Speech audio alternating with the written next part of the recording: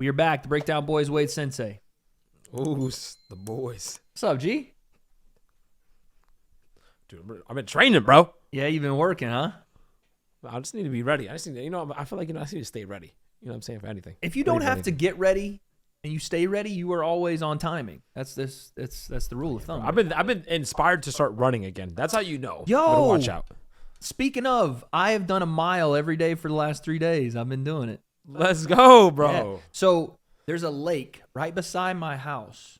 I can walk to it. The lake itself, if you run around the lake, that's 1.1 mile just running around the lake. I'll be doing that. I'll bet. I'll be doing that. First day, You know what's? try to do it. Yeah. Did 1 mile, was like, feeling good. Let's go for 2. Nah, see, bro, just take what you can get. Dude, I am the gone. greedy NFL coach of running. I'm You always are, going you for are. 2, bro. Oh, yeah. Always. So I took a little walk, did a little stroll. Okay, let me catch the breath. Right? Get round number 2 in. Now the right hip starts hurting a little bit. Left knee starts hurting a little bit. Lungs feel like they're about to pop out the skin a little bit. It was a long walk back home.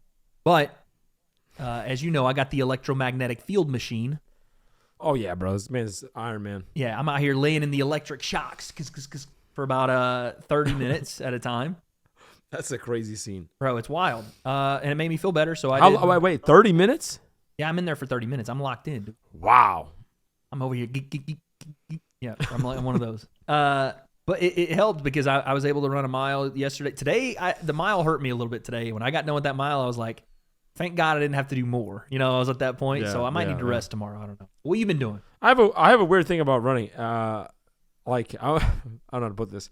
When I run, I don't want to do like a jog because I'm going to get bored. I want to like high intensity or intervals. Your sprint intervals, yeah. I want to be able to sprint, but then I'm like, I get like not self-conscious, but I just like my neighborhood is like, it's like a nice neighborhood, and I just don't want to be some like Puerto Rican sprinting down the street. You know what I'm saying? Looking crazy. Yeah. And I'm not that comfortable in my neighborhood yet to be doing that. You're brand new so in I'm there. like, okay, do I want to go somewhere? I'm like, I got to go to the track to do it, but I can't go during the day because now school's in. Yeah. I can't do that. So I'm like, okay, where can I go where I can just... There's no public parks? What are we doing?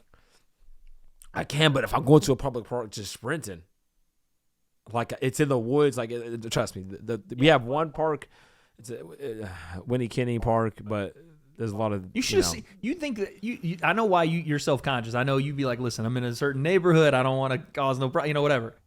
You should see me today. I'm a nice neighborhood. I don't want to be like, is this guy running to something or from something? What's going on? That's what I'm saying. You know what I'm saying? When I do it, bro, I went to the park today, got my weight sled out, and was doing backwards walks while the freaking 11-year-old girl softball was about to start. I didn't give a shit. I'm in the outfield. But you can, you know what I'm saying? You can do your little, you know what I mean? You can do something. No, but I get what you're saying, because when you go to the lake to run where I'm at, that's kind of, you're walking around the lake or you're running. That's kind of like the deal, right? Everybody's doing it. For you, I kind of understand what you mean. If I was sprinting like a madman around the lake, like, and grandma was like walking on the side, it'd be a little sketch. You know what I'm saying? On your left. Yeah, Captain America has. On your left. I know. So I'm like, I don't want to go to the gym, hit the treadmill. And then even on the track, you can like do hard runs. So I'm like, all right, you know, I can just do a hard run, like good, like a high pace mile or whatever, high pace. Like a half mile, like 2 minutes, or a quarter miles, like 400, 800s. Oh, you're a psycho for doing that. If you're running hard 400s and hard 800s, you're a psycho. Not like fast, but like running like you're in stride. You're into it, yeah. Right. I want to do that. Just get myself ready. That's the most psychotic thing I've ever heard. I used to have to run the 400 in high school in track. I hated it. Can't wear a hoodie. Why? I gotta go shorts. Can't wear a hoodie and sweats, dude. Why? Officer, yeah. You know what I'm saying, dude? I don't know. You're in the Northeast. It's not like you're in one of these sundown towns or something. My dad just told me a story once. It happened to him when he was younger, but I have to remember that was literally like the 70s. Yeah. You're talking about like the freaking... My dad got pulled over while running. That's crazy. Sprinting, and they said, sir, woo, lights. Yeah, bro. Where are you going? It's like, I'm working out. Yeah, what the hell? Not allowed to run really fast. But you're probably doing it right anyway, not just because you're bored, but because you do burn the most calories and you know, in those shorter interval sprints, like you're doing more. with less time because you're at a higher and intensity. it prepares me more for what I like: martial arts training, sparring, and football. Yeah, So, it's not. gonna What do I'm it. doing is just because I'm like, I don't want to push too hard yet. Let me just try to, you know what I'm saying? yeah. Like me sprinting, I'm injury prone. I'm bound to like snap my neck somehow. I don't know. Like something's gonna happen if I try to sprint hard. It's just gonna happen. So, okay, Well, I'll do it, and I'll let you know what happens. facts.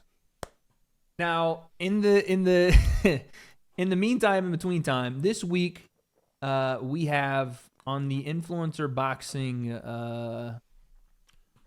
schedule, whatever you want to do. Some wild stuff going on. Wild stuff happening, man. You got Misfits 13 this weekend. Let me see if I can pull it up. Now listen. Everybody, when I start talking about stuff and give opinions on things, it is Hater Wade or Dick Sucker Wade. It's one of the two, right? Damn. That's usually how it goes.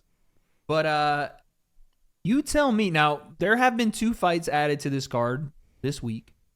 Yep. Taylor Gang Holder versus DWG Earth. This DWG Earth guy is one of those lyrical, miracle, spiritual people. You know what I'm saying? He's one of those like, What? here's how you telepathically communicate with people. No. Straight up. I tried it. He did it. He was doing it on Instagram, and I like tried to do it. I was like, bro, this guy knows how to freaking communicate through the mind. Oh, he's on something else. What? He better at least predict a punch, slip, and counter. He better at least once. Like Sherlock Holmes type deal? I mean, at this point, he's more like the Wizard of Oz type deal. This out here, you know, That's wild. he's running stuff. So he was supposed to fight that guy laid back. You know the guy that was doing the trash or pass music reactions? You ever seen him? No, he was a big time YouTuber back in the day. I guess he pulled out. Taylor Holder steps in. That's rough, bro. Taylor Holder's your fill-in? Yeah, I guess so. Which is I don't odd like it. to This me. guy also, if he's doing the mind reading stuff. You think he's gonna be like that one guy? You ever seen that video where the dude sits down in front of the guy and he has this defense of creating force fields and gets This is what I'm saying, dude. This is what I'm saying. He's like, listen, trust me, I got this. Like, bro, I got this. And you know what I'm saying? It's where reality meets delusion type deal. I have to find it, bro. That's one of my favorite videos. I'll tell you right now. Pause it real quick before you play it. I've never been so uncomfortable while watching somebody move their fingers in my life. This haunts me, dude. The way he moves his fingers. Is this disrespectful to like martial arts to you? Like when you see this as a real sensei, if someone came into your class, started doing this, like, whoa, hey, hold on. I know you got a black belt and stuff, but I've been taught how to just manipulate force fields. You're not going to be able to touch it. We're calling the police. That's what we're doing. Would you light him up like this guy did though? Would you be on that time? I would not. I would not. This dude lights him up like a fucking Christmas tree dog. Watch this.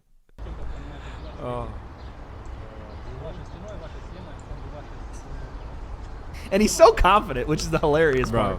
Look how confident he's sitting there. See these fingers?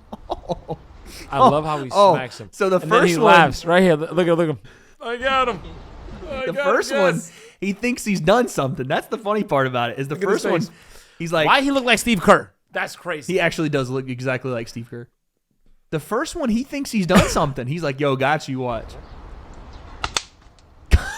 Bro, the guy throws a punch in the air to see if you can defend it in the air. Yeah, this like you're man supposed returns to. Yeah. and smacks him twice. Bada bing. And then looks at his boys like, and then gives got him freaking spirit fingers at the end. This guy's an asshole. Straight up, you're an asshole because you told him to try to punch you, and he was being nice enough to not actually punch you, and you started. He meant like I'm gonna throw a punch and I'll block it. Yeah, throw your punch at me. I'm gonna show you how my force field. I'm not gonna hit this nice guy in the woods. No. You know what I'm saying? And then he goes hing hing behind it. Bro. You're an asshole, dude. It's all right though. You're gonna get it. Watch. He knows, dude. Look. See, here's the thing. Oh, that last uppy. He said, "Hold this one, bro." Yeah, that's what you get, here's though. The problem. That's what you get. I don't think he expected to go again. This is where delusion meets reality. Oh, Because yeah, you yeah. can do that and be like, no, we're done. I've taught my I have lesson, proven everyone. myself. Here we go. Thank you for the seminar. We will re-adjourn next week. We out. And then just start running. What happened But was for him to do that, he's like, okay, here we go again. to go again. He I wasn't expected ready. old I buddy knew in the black to be like, wow, you've shown your expertise. Oh, I know what happened, bro. He didn't get a chance to recharge his chi. That's true. His key was not cut him on off guard. feng shui. Right? He gets the first one. He's not recharged yet. Steve Kerr hasn't Look. made our playbook. He's not charged. He's not. See, he wasn't charged yet. He's still See, charged. He's like, wait. It's so nasty, son. That's what's gonna happen. That's that prediction right there. Yeah, that might happen in this fight. With Taylor Holder. So he's an new addition. Vitali is on the card as well. Versus Mo Deen, dude. What does Modine do? Can anyone tell me what he actually does? I don't know. But like their energy seems so similar, right? You know what I mean? Like the type of like outlandish vibe. I think that Like- Vitali. I saw a clip today of him at the open workout, and he kind of caused a ruckus, and they got into it. But it was more so Vitali and Modine just being there. Good for YouTube Misfits. boxing? That's what you need, right? Yeah. Yeah, every once in a while, you know what I mean? That's what this was, you know, What you do? birthed on. So Yeah. it's fun every once in a while, you know, throw it in there still. We kicking? I mean, I don't know what we doing, but I'm gonna replay it. What we saying here? Okay, Nikki. Oh, hold on a second. Now, if I'm just gonna, from a martial arts perspective, when you take a look at this, Sensei, you have expertise in this area, I think, more than I do. So I'm gonna let you explain what's happening, and I'm just gonna This watch. is not a martial arts thing. This Oh, is okay. a dance thing or a gymnastics thing. Is that what they're calling it these days? That's not a kick. It's just stretching. Kick me all day, every day of the week. Do that twice. All right. So she apparently is fighting. What's the problem? We all right? We good? Oh man. She's fighting. You know what I mean? Doing her thing. Okay. Yeah, you know what I'm saying? We like Pretty good. that. It looks like it's lightweight, so it looks like she packs a good punch for the size. It's Alexia Grace once again. Doing her thing. Alexia Grace got a better guard. Looks more fluid. She's fought before, you know what I mean? Well, I think Nikki has too, actually. Other girl got some more pop though. She definitely got I some think she got a pop. little bit more pop. She got some pop. No. See, you can't. what happened? What are you talking about? I'm just saying. On her Talking shots. about popping her punches, honey. That's what I'm talking about too. Wait, I don't know. That's what I'm talking about, bro. And then we have Fox and most evil tag team in the main event. Here's what I'm gonna say. Bro, what about Yuddy? I was gonna say we're not even talking about Yuddy and Lil Cray Cray. Hold on, That's the fight of the night right there. could be the fight of the night. I'm not gonna lie. That's fight of the night, bro. Cray finally makes his debut, right? He hasn't fought yet on Misfits or in the influencer scene, right? He is not. He is not. Little Cray. I don't know why it was little cracker before, but Yuddy, they're gonna win. Yuddy's gonna win.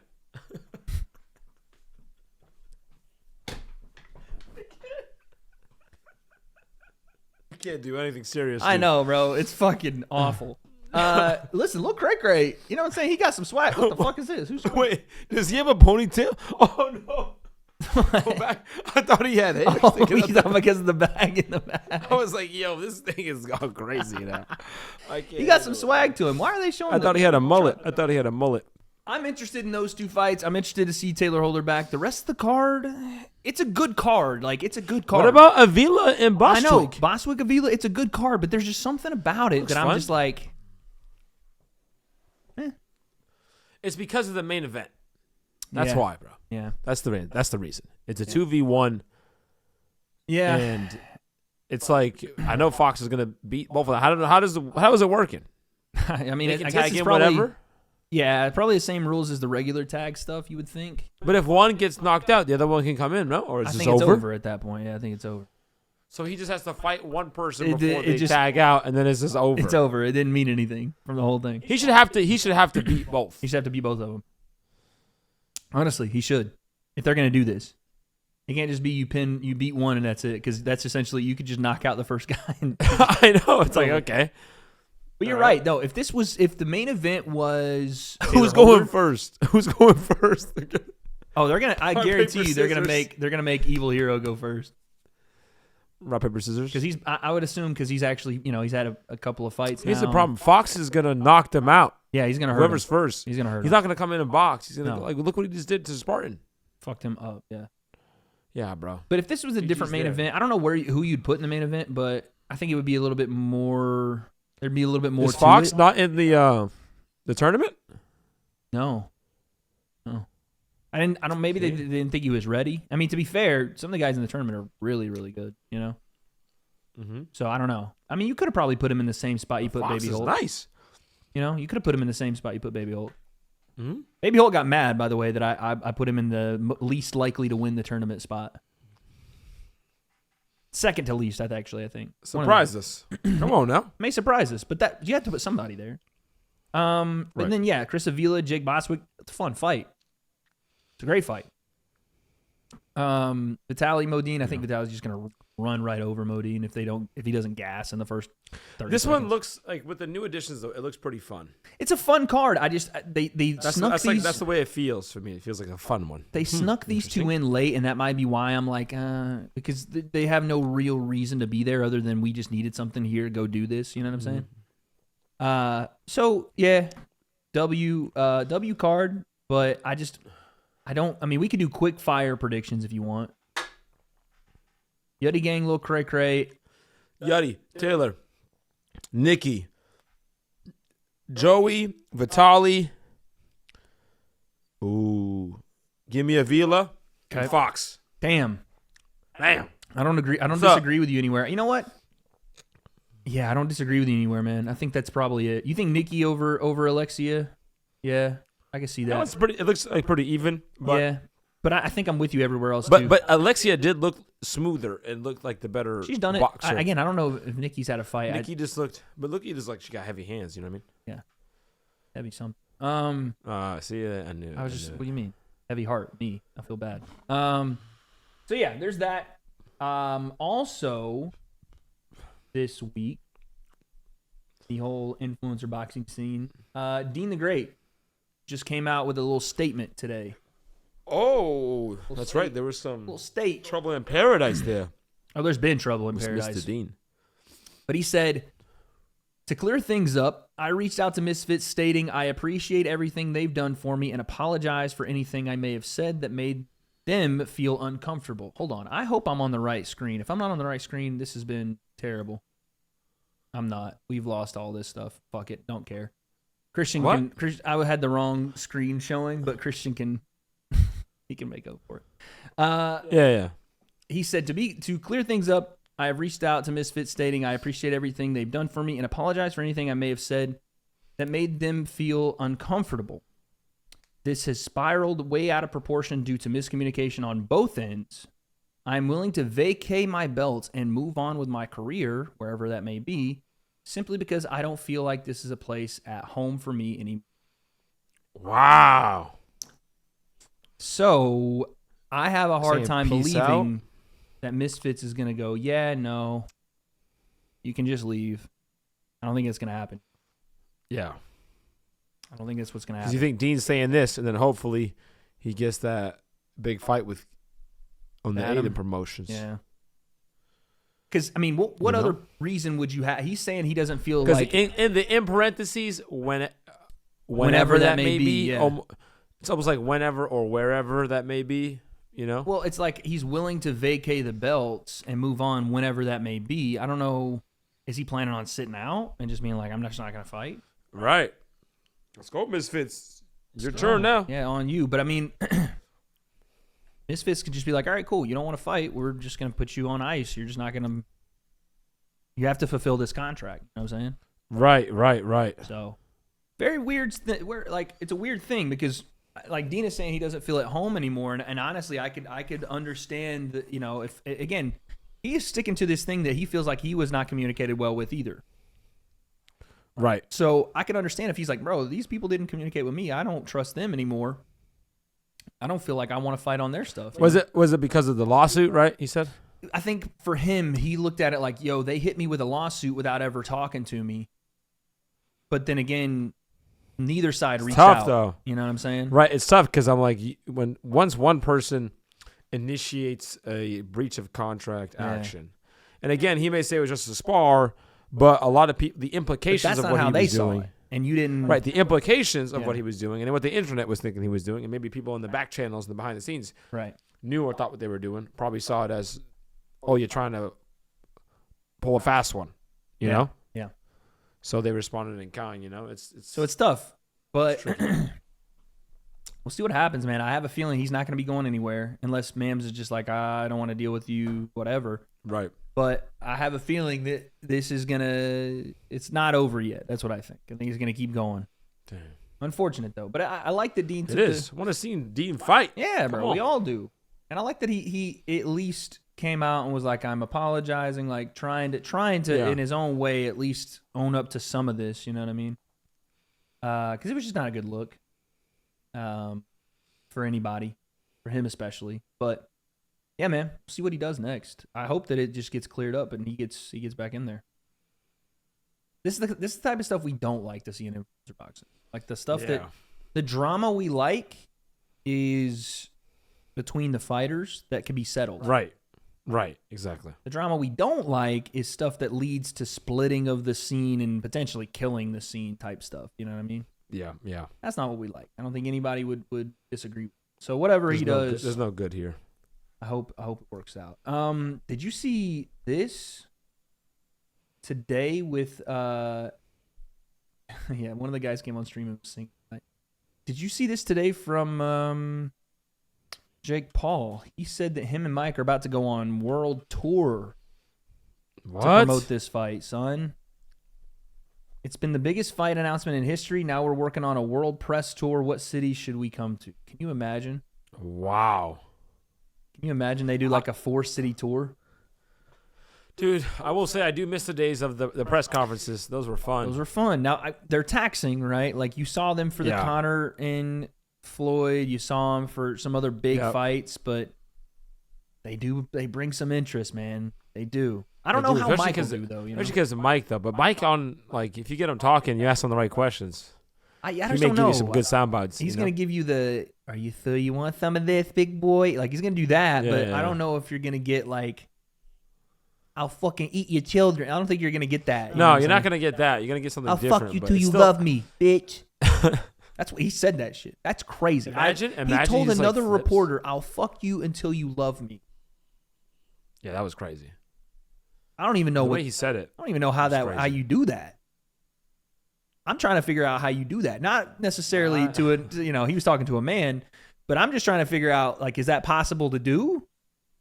Because Nope. your boy ain't been in a relationship in a while, so maybe I'm You're going to jail. You're going to jail. That's what it sounds like. Sounds like jail What do time. you mean? Consensually, we're talking about here. Like, well, Mike wasn't being no, I'm consensual saying, at all. is this even a possibility? The way he's thinking, can this even happen? No. Okay. Nothing what Mike thinks at that time. He also said his back was broken, and when they asked him where, he just said spinal. Yeah.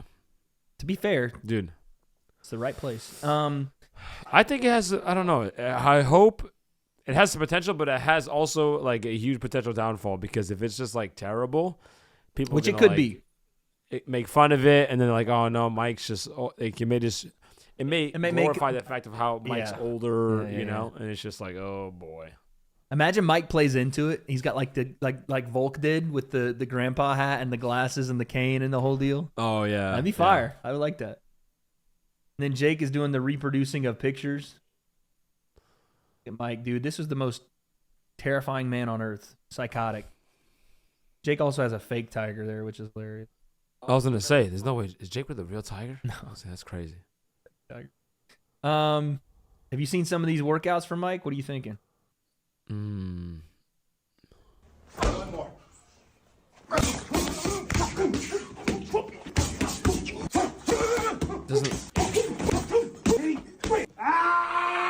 Day 3.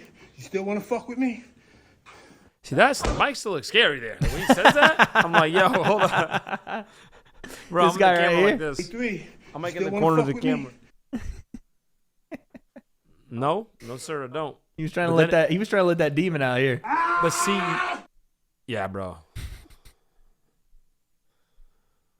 I just don't know if It's not in there anymore, man. He's trying to find it, but I don't think it's in there anymore Yeah. like that. And also, like, he may have he may still be able to punch. You know, I think he can still punch.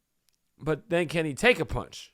Yeah, we're not saying that Mike can't hit, and I don't think that anybody would act as if Mike Tyson can hit like he could at 30.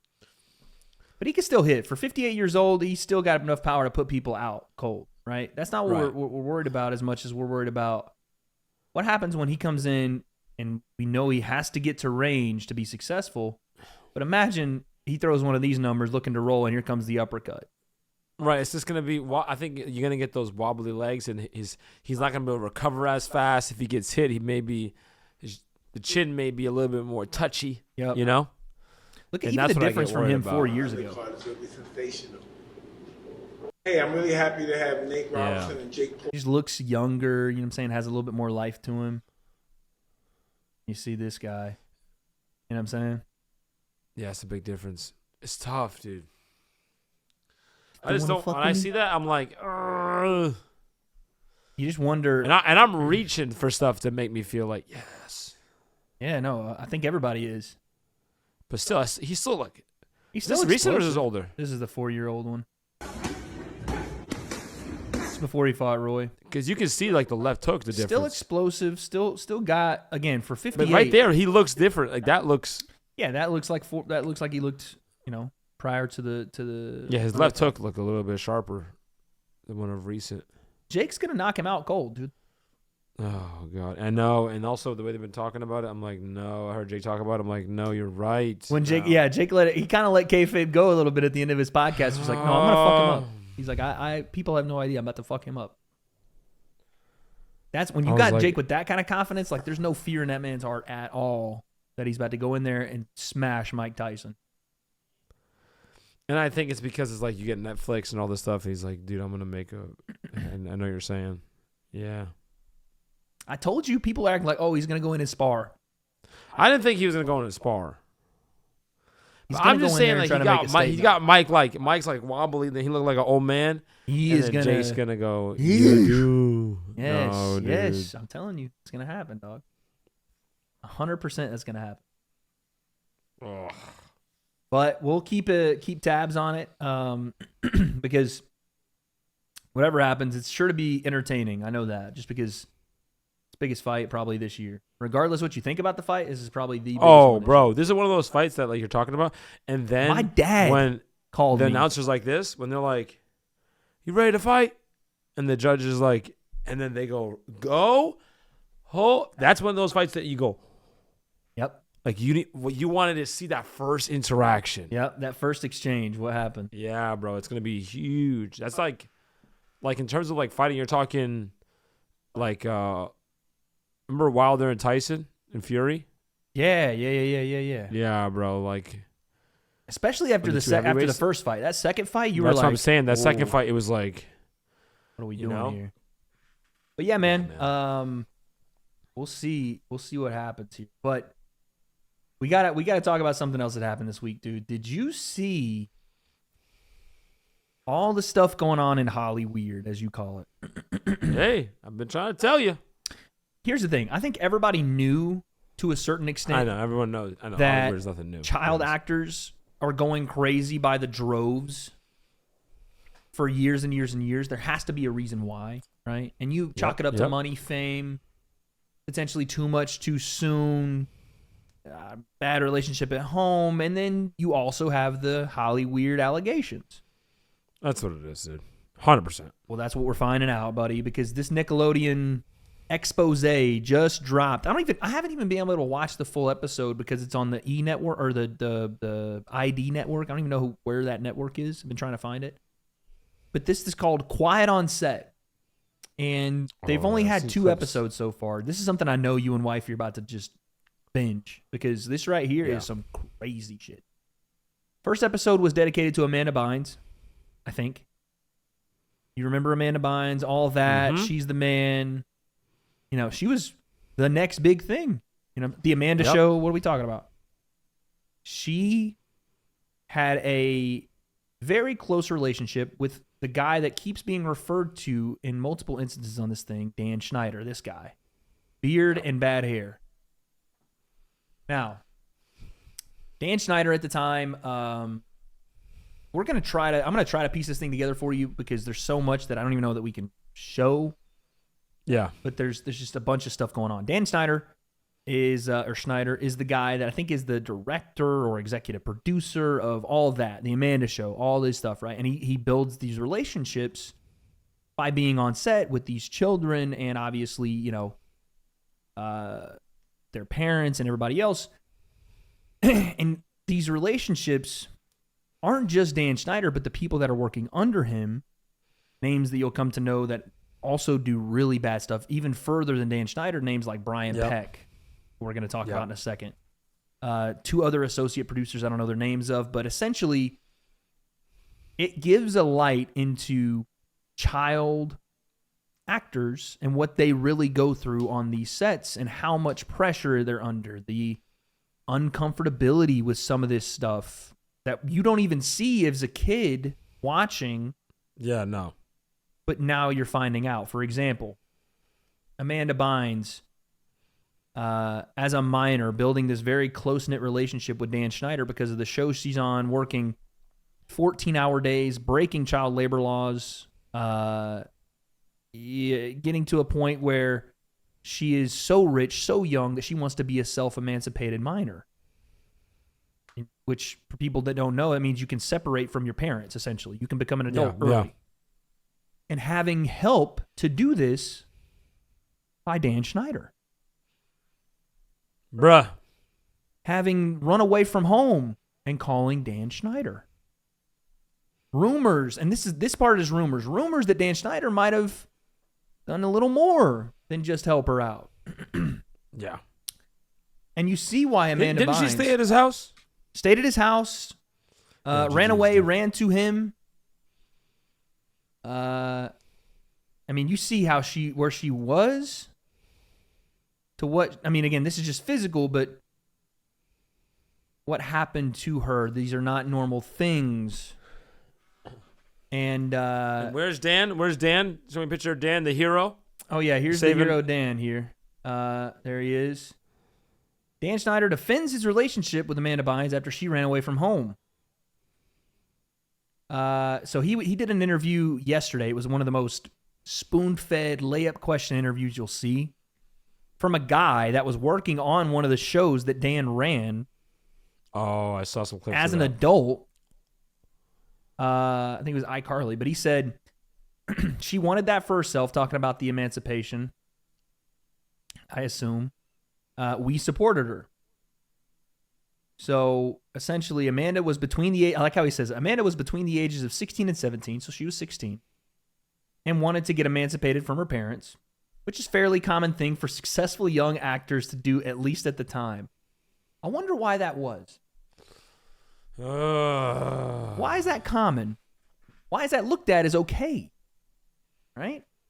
She wanted that for herself, so she turned to her team, which included her lawyer, her agent, her manager, her publicist, and me, because she included me as part of her team and thought of me that way. We supported her and tried to get her emancipated. Ended up not working out, and she didn't. Yeah, they got fucking destroyed in court for trying to do that.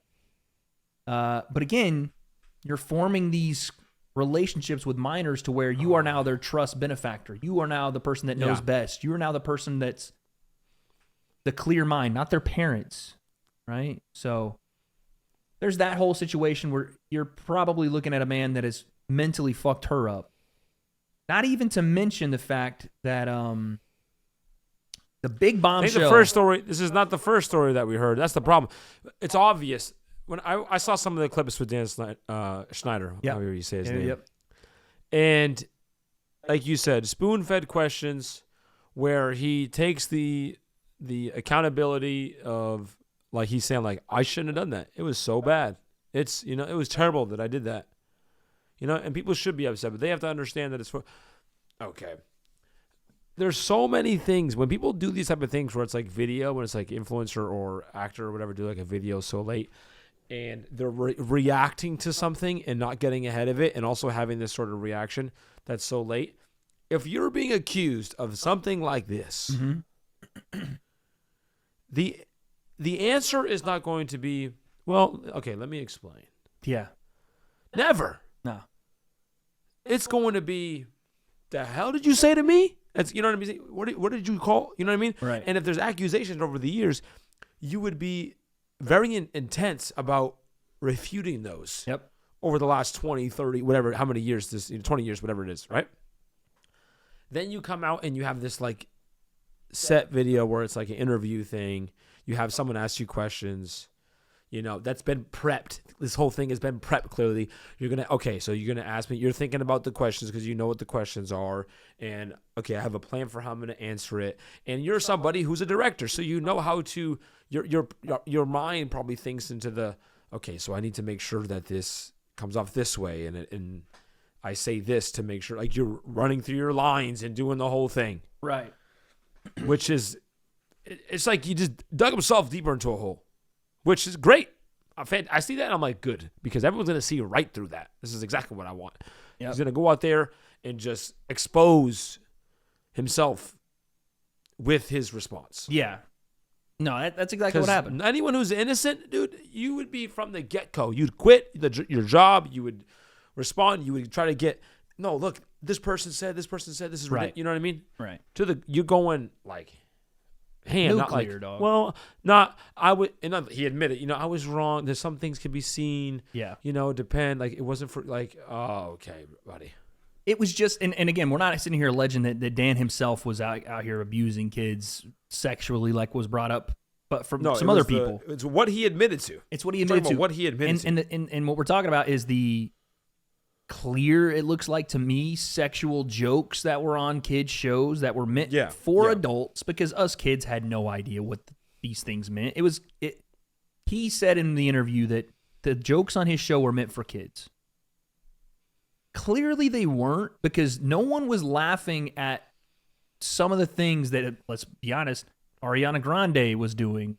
Right. And people on set were saying that we're uncomfortable. Oh, Dan Snyder, a renowned director, doesn't notice.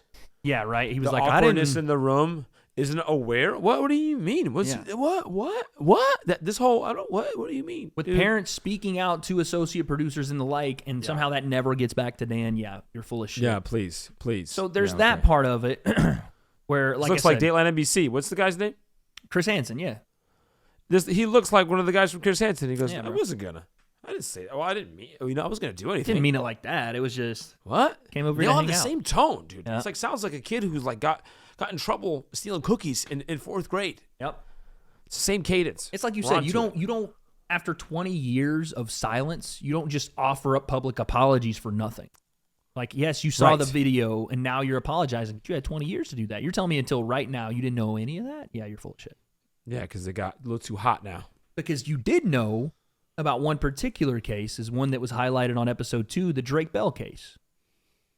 Yep. This right here is the definition of Holly weird. This right here is pedophilia exposed, son. And there were a couple of these, by the way. It wasn't just the Drake Bell one. There was one where an associate producer went to jail for having CP, you guys can put those two letters together and know what that means, on his computer, baggies labeled of some of the child actors' names and their belongings that they had left around on set stored away. Just, I'm an unassuming guy. This is an associate producer. On these shows, an associate producer walks the children around from scene to scene. Yeah. Here, go here, do this. In full contact, full connection with these kids for like 9 hours a day. Nobody knows? Crazy. Nobody got an inkling? He gets arrested. Another guy, 2 weeks after that, gets arrested. And then the bombshell, Brian Peck, who was at the time, I think, another producer on the show, even had roles in shows like All That. Yeah. Where he was Pickle Boy as a grown man, walking around, fucking here, disgusting stuff that they were doing with that. But also has throw them all away. Contact with Drake Bell. We know from Drake and Josh. He was also on the, I think he was on the Amanda show and some others as well, but obviously we know him from Drake and Josh. The guy, and this was what blows my mind. Drake lived in Orange County, right? I live in Orange County. The way the story is told in that segment of the show is that the dad warns the mom about this Brian Peck guy. He's like, yo, I don't want Drake alone with him ever. You never leave him unsupervised with that guy. Now, Drake's dad is not there. I think they're separated, so the mom is here. The dad isn't. Okay. And I don't think that Drake has a good relationship with the dad, so, maybe there's not a lot of communication there. Gotcha. So the mom, knowing that that's been said, apparently. See, somebody's onto it. The dad is cued in. He's locked in because. How is he cued in? Let's rewind a second. Again, I don't know that I didn't get to watch the full entire episode, but there are other kids, now adults, talking about Brian Peck. And one of the stories that one of the kids said that was like one of the child actors on all that was like, yeah, we all went over to Brian's house one time. Well, I don't know what it was. After like parents as well, like kids, parents, let's go do it, whatever. Little show rap party or something. And he said he was walking around looking at stuff, like whatever, just walking around the house. And he goes into this specific area where I think he said there was like a lot of collectibles, like Marvel collectibles, like Star Wars stuff, that memorabilia. And then he looks at this one painting or one picture or something of a clown. And he goes, it was very out of place. And he's like, I just picked it up and was looking at it. He goes, I flip over on the back side of it and there's a note there. And he said by this time, Brian is like walking up to him and he's very excited about this picture. Brian, the guy that owns the house, he's very excited about this thing. He's like, he's looking at the back of it and he turns it over and it was like, a special thank you or big thanks for being my friend always, John Wayne Gacy. Who the heck is that? That is the man that, let's just put it out there, raped and killed, serial killer of like 30 boys and young adults back in the day. The clown killer, John Wayne Gacy. This guy. I think he was like, he had like 30 kills, dude. John Wayne Gacy, the killer clown. A picture that was signed by him? So I don't know if it was a picture, if it was a painting, but what had happened was apparently this should have tipped off everyone. This Brian Peck guy had become pen pals with John Wayne Gacy after he had been in prison. No. And they had been like talking and friends and whatnot, dude. Right here. Here's from Business Insider. Who saw the painting? It was one of the kids that was a child actor at the time. And then, but again, Brian Peck's all excited about the painting and he's showing people like, look at this thing. It's really cool, huh? Like whatever. People just, how do you not see that and go, that's a little weird? No, it's because he's a producer. This is why. The acting coach who sexually abused Drake Bell. Stop it. If it's the janitor. Of course. No, I 100%. But still, how do you not have any morals about you, bro? So, anyway. Okay, so this is the kid. Kyle Sullivan was 14 at the time, recalled the cast and crew going to Peck's house for a barbecue and noticed something particular. The house was a little off. He had a room that was just dedicated to vintage toys and comics. He had converted his garage into a Planet of the Apes shrine. It was a popular movie, whatever. No. I noticed a painting in the room that stuck out to me because it had nothing to do with Planet of the Apes. It was a birthday clown holding balloons. Brian got very excited when I asked him about it, and the actor continues. He flipped the thing around, and on the back it said, "To Brian, I hope you enjoy the painting. Best wishes, your friend, John Wayne Gacy." Yeah, bro. Brian actually developed a pen pal relationship with John. He kept a pile of letters and photos from John Wayne Gacy in his nightstand next to his bed, and he pulls them out and starts showing them to me. What? Your instinct is to give someone the benefit of the doubt, even though you've known them for that long. Even in the face of this is a really bad sign. It was one of those classic failures. It's on site, dude. It's on site. I'm swinging. Of group psychology. This man was trusted with basically supervising kids is not safe. So we crashing out right there. Right there, we crashing out. Yeah, bro. Immediate crash out. So from there, obviously, we turn to the Drake Bell situation. Drake's mom doesn't want to drive to L.A. It's what has been said by Drake and them. She's like, oh, mom didn't want to drive to L.A. every time I needed to go and do an audition. So I started staying at Brian's place. No. How does that happen? Staying over? Staying over. He's 15 at the time. But how does that happen? Bro. As a mother, and again, I'm not here to question and whatever, but you gotta just call a spade sometimes. How, after you've been warned about this guy by the father, and also just being Hollywood. a parent I don't care. in You work Hollywood. in Hollywood. Yes. You gotta be skeptical like this. But even Always in looking at any everybody case, like that. if I have a 15-year-old and you are not related to me, and he is not staying over at his friend's house after a football game or something, Right. you are you're stranger and or business associate of his, and you're an adult in your 40s. He is not And here's the other staying thing. with You you. clearly don't know the guy, because if you have met him or have ever been to his house, They said they all knew. of They the said red that they knew him and they had been close, but you don't know him well enough, is what you're trying to say. I'm saying, but you think you know the guy, the red flags would be there. Yeah, you Sorry. don't know the guy like that. He's not. I'm pretty sure if we had a conversation with him, we probably wouldn't be shocked. The dude's pen pals with John Wayne, whatever this guy's name is. What is we talking about here? So He's got a Planet of the Apes shrine. Sorry for any of you that are watching have a Planet of the Apes shrine. If you feel offended, don't care. don't care about it. So Stop it. apparently, this is when the abuse starts. And it apparently gets very bad, very quickly. Obviously, continues to happen. Drake doesn't say anything to the parents and stuff because it's like, it's the thing we always talk about, this power dynamic of, if you That's what say it is, man. something, you can say goodbye to this role, that role, whatever, right? They're afraid of messing everything up.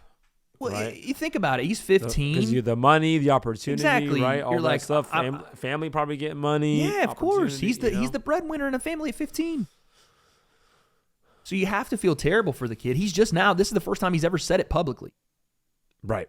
And so Because it was anonymous. It was anonymous. It was who anonymous, but they ended up arresting Brian Peck. Right. Right after they finally, Drake said they had to wiretap him and get him on the phone and have, like, in a roundabout way. Who finally came? Like, who? How did it get found out? That's what I want to know. Drake ended up apparently having to go to the police. And So this he is why did- I wanted. he- This is why I wanted to bring you into this, because you said you knew one of Drake Bell's ex-girlfriends. Yes. Yes. So here's a part of the story. I don't know if this is the same girl. Maybe not. Probably not. Well, they had worked together for a while too, which is interesting.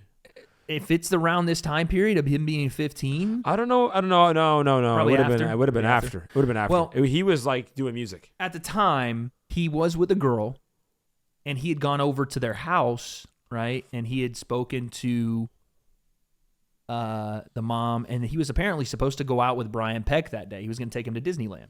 Still fucking weird. 40-year-old, why are you taking him to Bro. Disneyland?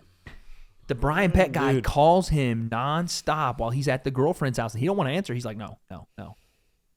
And he starts calling the mom's home phone. I don't know how he has that, but he's calling the moms of the girlfriend. Who's calling? The Brian Peck guy, the weirdo. Calling, right? So finally the mom's like, yo, stop calling, whatever. Talks to Drake. They send him to the therapist. The family therapist is like, you need to go and speak to somebody about this. They talk, whatever. Somewhere from that point until like, I don't know when, they finally are fed up with it, and Drake and them go to the police. So Okay. as a part of the investigation, they wiretap, or they wiretap the phone. He has to get on the phone and essentially have this guy explain what happened to him and what's going on, and this dude confesses Right. it all, not knowing, even though, Yeah. of course, he's asking him, "Oh, are we being recorded? He still does it. Right. They get him, and here's the crazy part: they go to court. This is how you know you would know this about this guy. This guy was asking if it's being recorded, but can't help himself. Can't People do like it, this yeah. can't help themselves. Gotta keep going. All the red flags are there. So Yeah. everyone who saw it and did nothing, screw you. That's 100%. my opinion. 100%. Now, here's what's even crazier, dude. So they go to trial. They obviously convict him on 11 charges of child sexual abuse. Dude, some of the stuff 2003. Wow. in 2003, right? He's not even on the Drake and Josh show yet. This is before that. Before the show. Yes. Wow. And how about this? The guy Brian Peck was trying to pressure Drake to remember the first guy, Dan Schneider, who was the show, the guy, executive producer. He was like, yo, tell Dan to let me be the father on the show. Let me be that. Can you imagine being 15, knowing what this guy's doing to you? And knowing if you put in a good word that Dan, who also works with the guy and knows him, is probably going to be like, yeah, sure, whatever, okay. Oh, they knew each other? Of course. He worked under Dan Schneider. This is the whole thing. Yeah, Ryan worked Peck under Dan Schneider. And all these Dan shows. Schneider had all these. Okay. Yeah, buddy. Yeah, we don't know what's going on? No way. What? Dude, it's nuts. Crazy. So he's convicted, or arrested at least, on 11 charges of child sexual abuse. And I'm talking some of the worst stuff. When they didn't show the whole accounting. Right. But, dude, it was bad. I'm talking. Drake says when they asked him about it, he didn't want to say, obviously, because, bro, so much trauma, I'm sure. He was like, think of the worst things you can think of for sexual abuse. That's what happened. Yeah. So you'll have to watch it, but some of the stuff they go through, forced this, is just not good. That's crazy. Anyway. Holly Weird confirmed. Holly Weird 100% confirmed. Now, this is another crazy part of this. They go to court, and Drake said that there was a bunch of people that, public names that everybody would know, that was on the Brian Peck side of the courtroom, like in support of him. And he was like, Drake was like, told him off or whatever. But then there's 40 letters of support written in favor of Peck. Oh, I saw something about this, the letters. And some of the names came out of who wrote the letters. Now, people were like, we don't know what they knew at the time. Right. But still. Who's writing a letter? James Marsden, Alan I saw Thicke, that, yeah. Will Freed, a.k.a. Corey Matthews' older brother in Boy Meets World, Ryder Strong, Sean from Boy Meets World. Some of these like hard-hitting names, dude. But how old were they at the time? I mean, they had worked. I'm assuming they had worked with him. So they're, either late teens, early adulthood, same kids that have worked with Brian Peck. Yeah, they have worked with him and they're writing a letter because that's easy to coerce those people to write a letter. Yeah, true. Like, are there other people who were adults working on set that wrote at that letters? point, James Marsden would other have been. producers? James Marsden would have been, for sure. And Alan Thicke would have been as well. Yeah. See.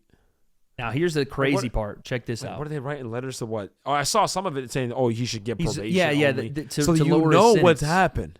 Like, they were like, he's a That good means you man. know? He made a mistake. Good man. And he got out 16 months later. And how about this? He gets out, and Disney hires him to work on the show Sweet Life of Zach and Cody. Wait, I thought you said he got sentenced to like years. No, he got sentenced to 16 months after all that. 16 months. Oh, He 11 gets out. counts. He and got 11 went counts 16 and months? did 16 months. He gets out, has to register as a sex offender, and Disney hires him to do the Sweet Life of Zach and Cody. As a sex offender? No, he has to register as a sex offender, and they still hire him. That's what I'm saying. They hired him as a sex offender. Yes. That's what? What the fuck are we doing? Bro, nah, dude. Holly Weird, man. Throw it all in the trash. 100%. Throw it This all is out. Disney? Disney.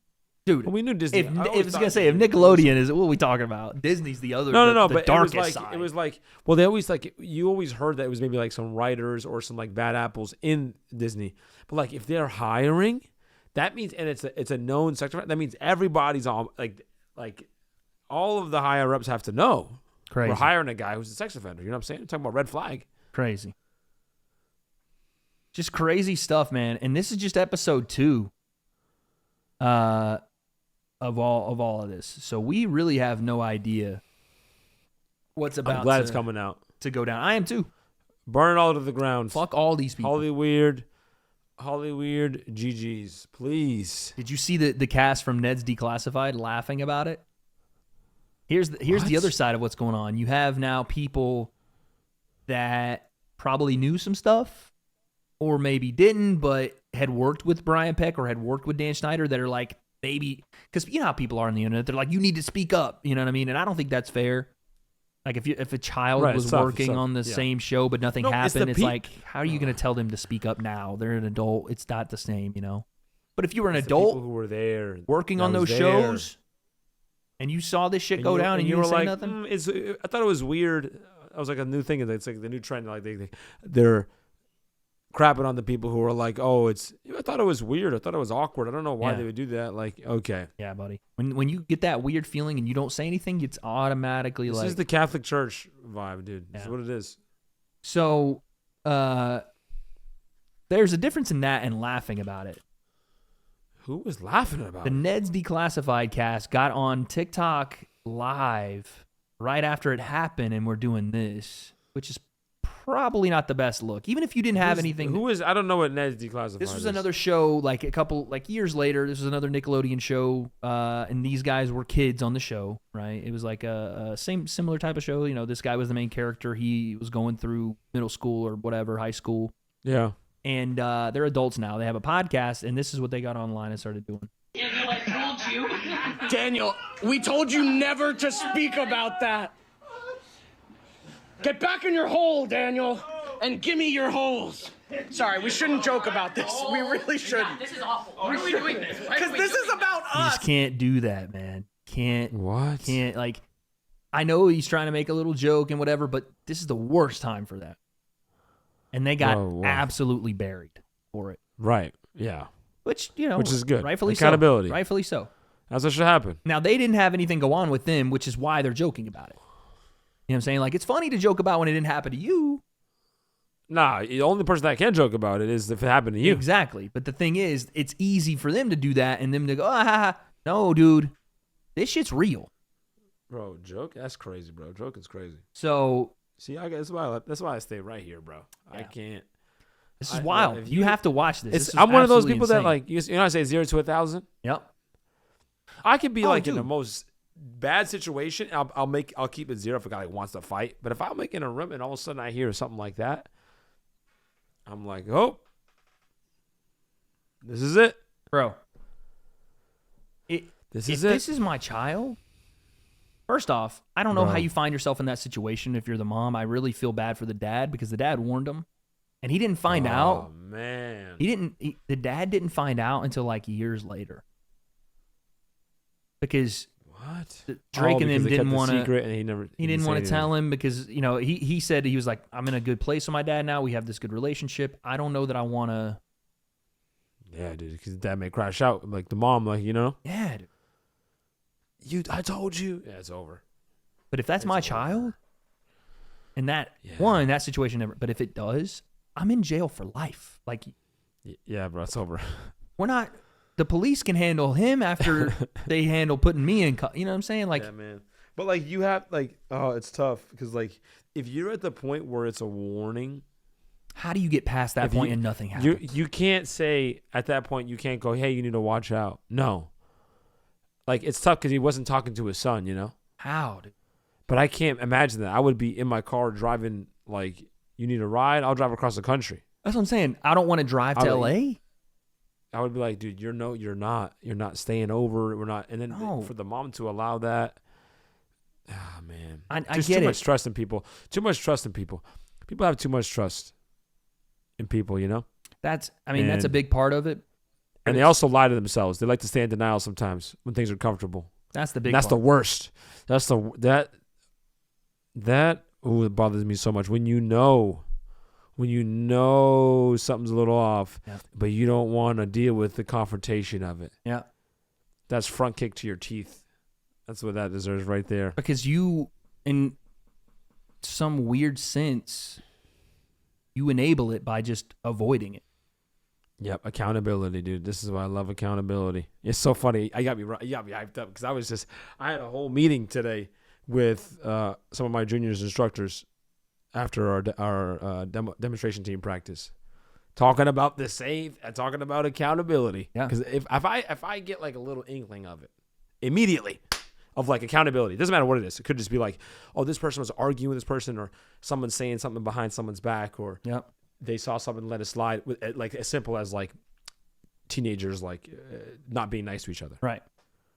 And I'm like, if you don't tell me about it, you're gonna get in more trouble than they are. Yeah. Because this accountability thing of when you see something, say something, of communication and not just turning the other cheek just because you don't want to or you don't want to deal with the discomfort.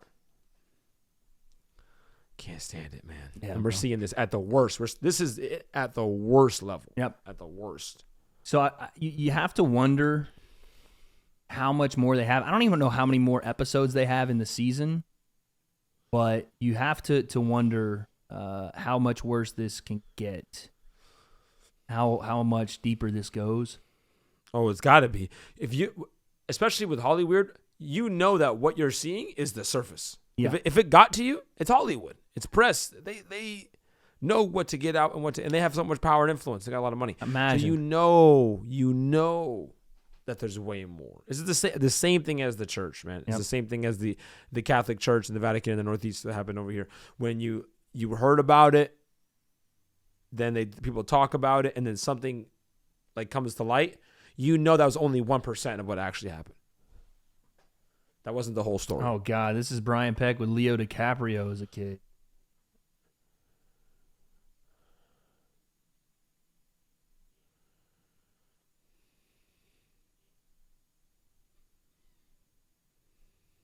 Who was that guy? That's Drake's dad. See, He was seeing it.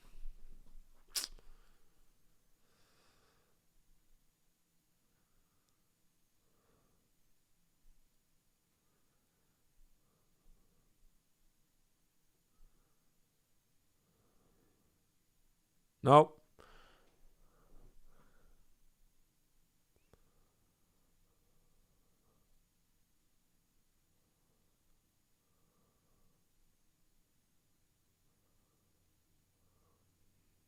Yo, This is Ray, what are you Romano? doing, Ray? Bro. This is what happens though. I've never been on a set, but it's one of those things that someone makes pitches an idea, and you just don't want to be the one to be like, oh, we Yeah. shouldn't do this, Yeah. because the person who's leading it is always the person who's leading it does it. Yep. It's never somebody that's like not a major voice like, hey guys, we should do this super weird, inappropriate thing. And Right. everyone's like, yeah. No, it's always the main person. Or that no if one the wants to main say person, or if the idea is pitched and the main person likes it, who wants to be the guy or girl that goes against the main person for that? Like, oh, you just don't get the joke, whatever. Like, you're not, you know what I'm saying? Like, okay, then, all right. That's why these type of like sets and things don't have great checks and balances. That's what I'm saying. And this is why Dan Schneider is under the fucking. Like, how is somebody working? How's somebody sleeping at somebody's house? All this stuff going on. Like, where's HR, bro? Like, what's going on? Child labor Where are the laws. people responsible. See ya. Yeah, Like, child labor. Where are the people responsible for these kids that are not the parents? It shouldn't be the parents on set. They're not there. Clearly. crazy. Hollyweird 101. Hollyweird. We're gonna keep checking in on this continuously. And we should, because this is the stuff that needs to be talked about. Yeah.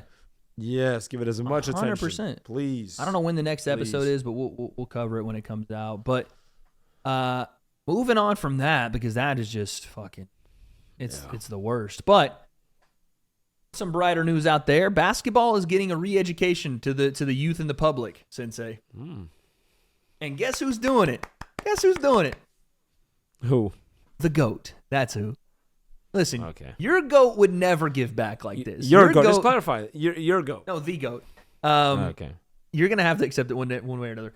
This man, LeBron James, is the greatest mind that's ever graced basketball. It's him. It's him, dude. He's the most cerebral basketball player that's ever lived. You could say that. Doesn't mean it's the greatest mind. But How yes. does that not mean he's the greatest mind in sports?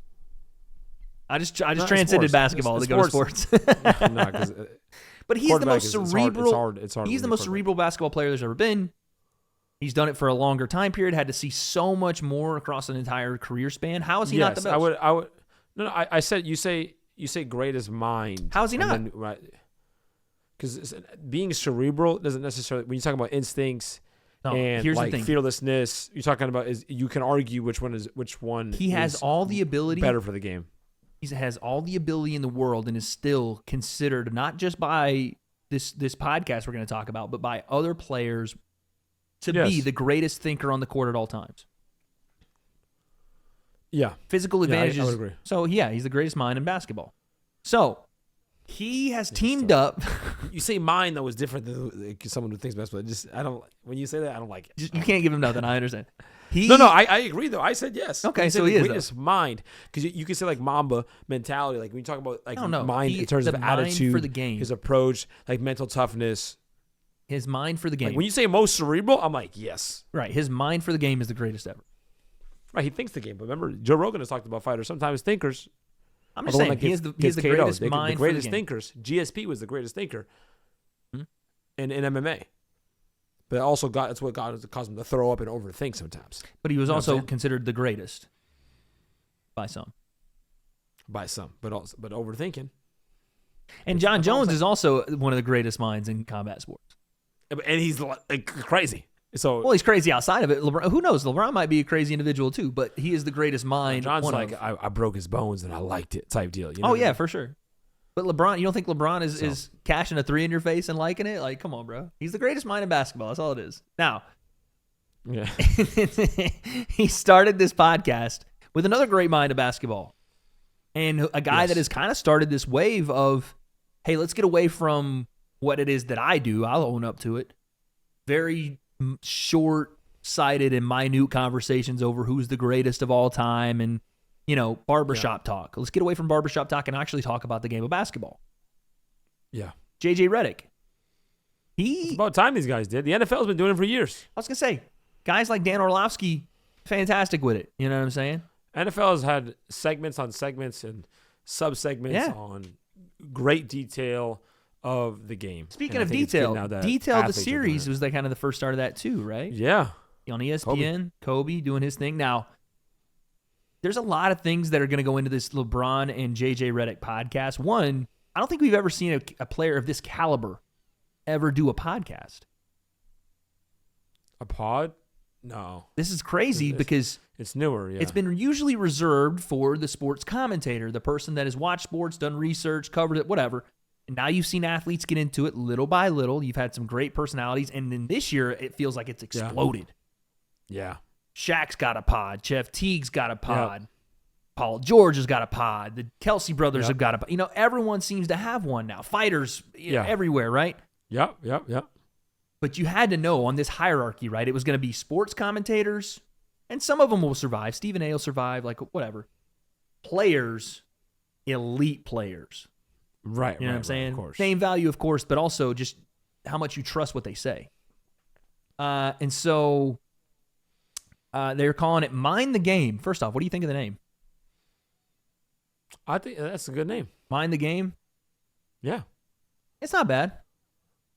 It's not bad at all. What about The Mind Game? Might have been better. That's true. I thought that was clear. The Mind Game works so much easier. But maybe I'm sure there's probably someone that's already named their podcast The Mind Game, which is probably why you can't do it. That's true. But Mind the Game is we tried to get too clever with the name. You know what I'm saying? Oh, you got to mind the game. Okay, all right. But question. Yeah. I have to ask you right away. Do you think this is going to help or hurt his legacy? It depends on what Bron says. I think it's going to hurt him, dude. I think it depends because I know what you're going to say. LeBron behind a microphone on a camera has so far hurt his career way more than not. Get this man off the camera, bro. No, I think here's the thing. I think what you're saying makes sense. What you're saying makes sense because you plead the fifth, right? What you say can and will be used against you. He's more Jameis Winston than he is. But that's what I love about him. Tony Romo. He's more Jameis Winston than Tony Romo. You know what I mean? But that's what I love about him. No, he's not more Jameis Winston than he is Tony Romo. He takes himself very seriously. Not 6, not 7. We're taking the towns to South Beach. That was one clip. That's one clip. Then he saw I don't got a book, but he is okay. The book thing is funny though. The book thing is funny. It's funny. No.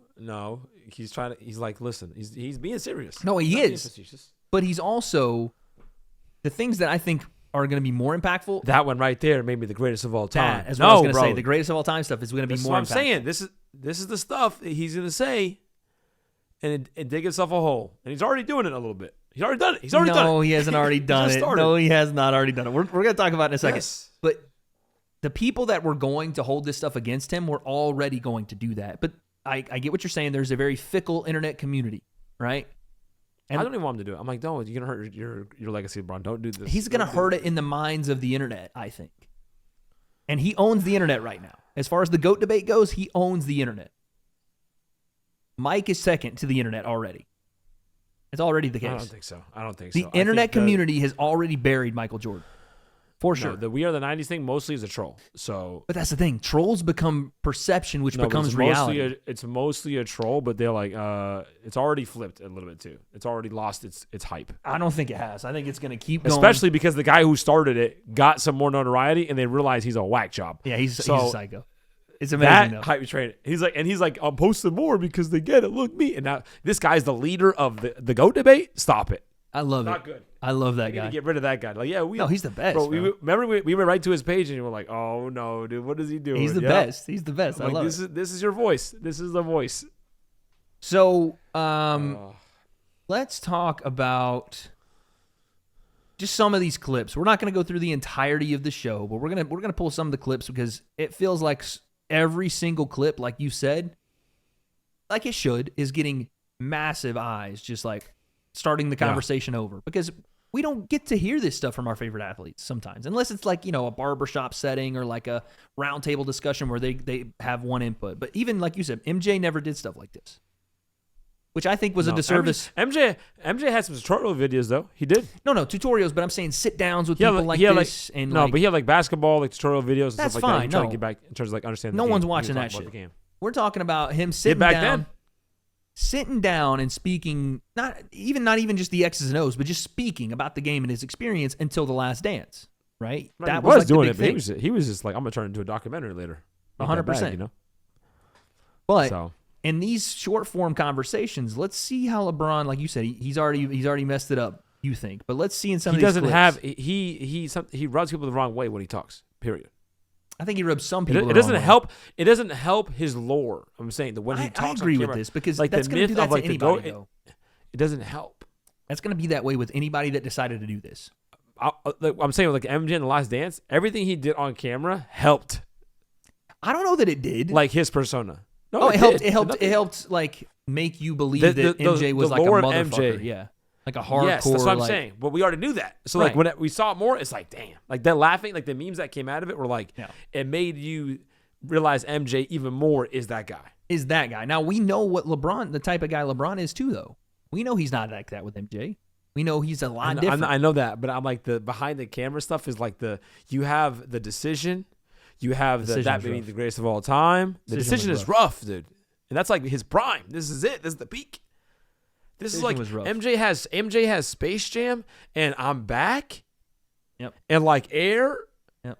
And then like at the peak, Braun was, and again, I'm not like saying like hate on him. I'm just saying this is what it was. The peak of it is not 6, not 7. I'm taking my time. Like no it's one remembers rough, not 6, dude. not 7 as much as the decision. The decision was bad. The decision, I know it was. Decision was bad, obviously, and then that too, because people go, "Oh, you said it, Yeah. Yeah. you said it," you Yeah. know. Yeah. So it's like it's tough. But go ahead, play it. All right. Here is LeBron talking about the greatest influences on the game of basketball to him. Think back to early in your career. I came in the league in 06, 07. I played no minutes my first 2 years. Yeah. But you know what? If we had a 19-point lead going into the fourth, I might get all 12 minutes of garbage time. For sure. People would clear their benches. Yeah, for sure. This was 15 years ago. For sure. People would clear their benches with a sure. 17-point lead in the Yeah. fourth and 9 minutes to Yeah, go. for sure. You can't Wait, do that this is anymore. not Can't do the that clip I anymore. thought it You know was. Hold why? on. This is the Steph clip. I was looking at something. I thought Braun was like, "See, I remember, I was watching one of your games, and I saw you." You know what I mean? Hey, that's another thing. That's another thing that's going to give LeBron some credit, I think. No, but they also call him a liar because this whole meme about how LeBron, how he he's a always, big like, liar too. Yeah, He's a big liar with his memory, bro. I love that too, though.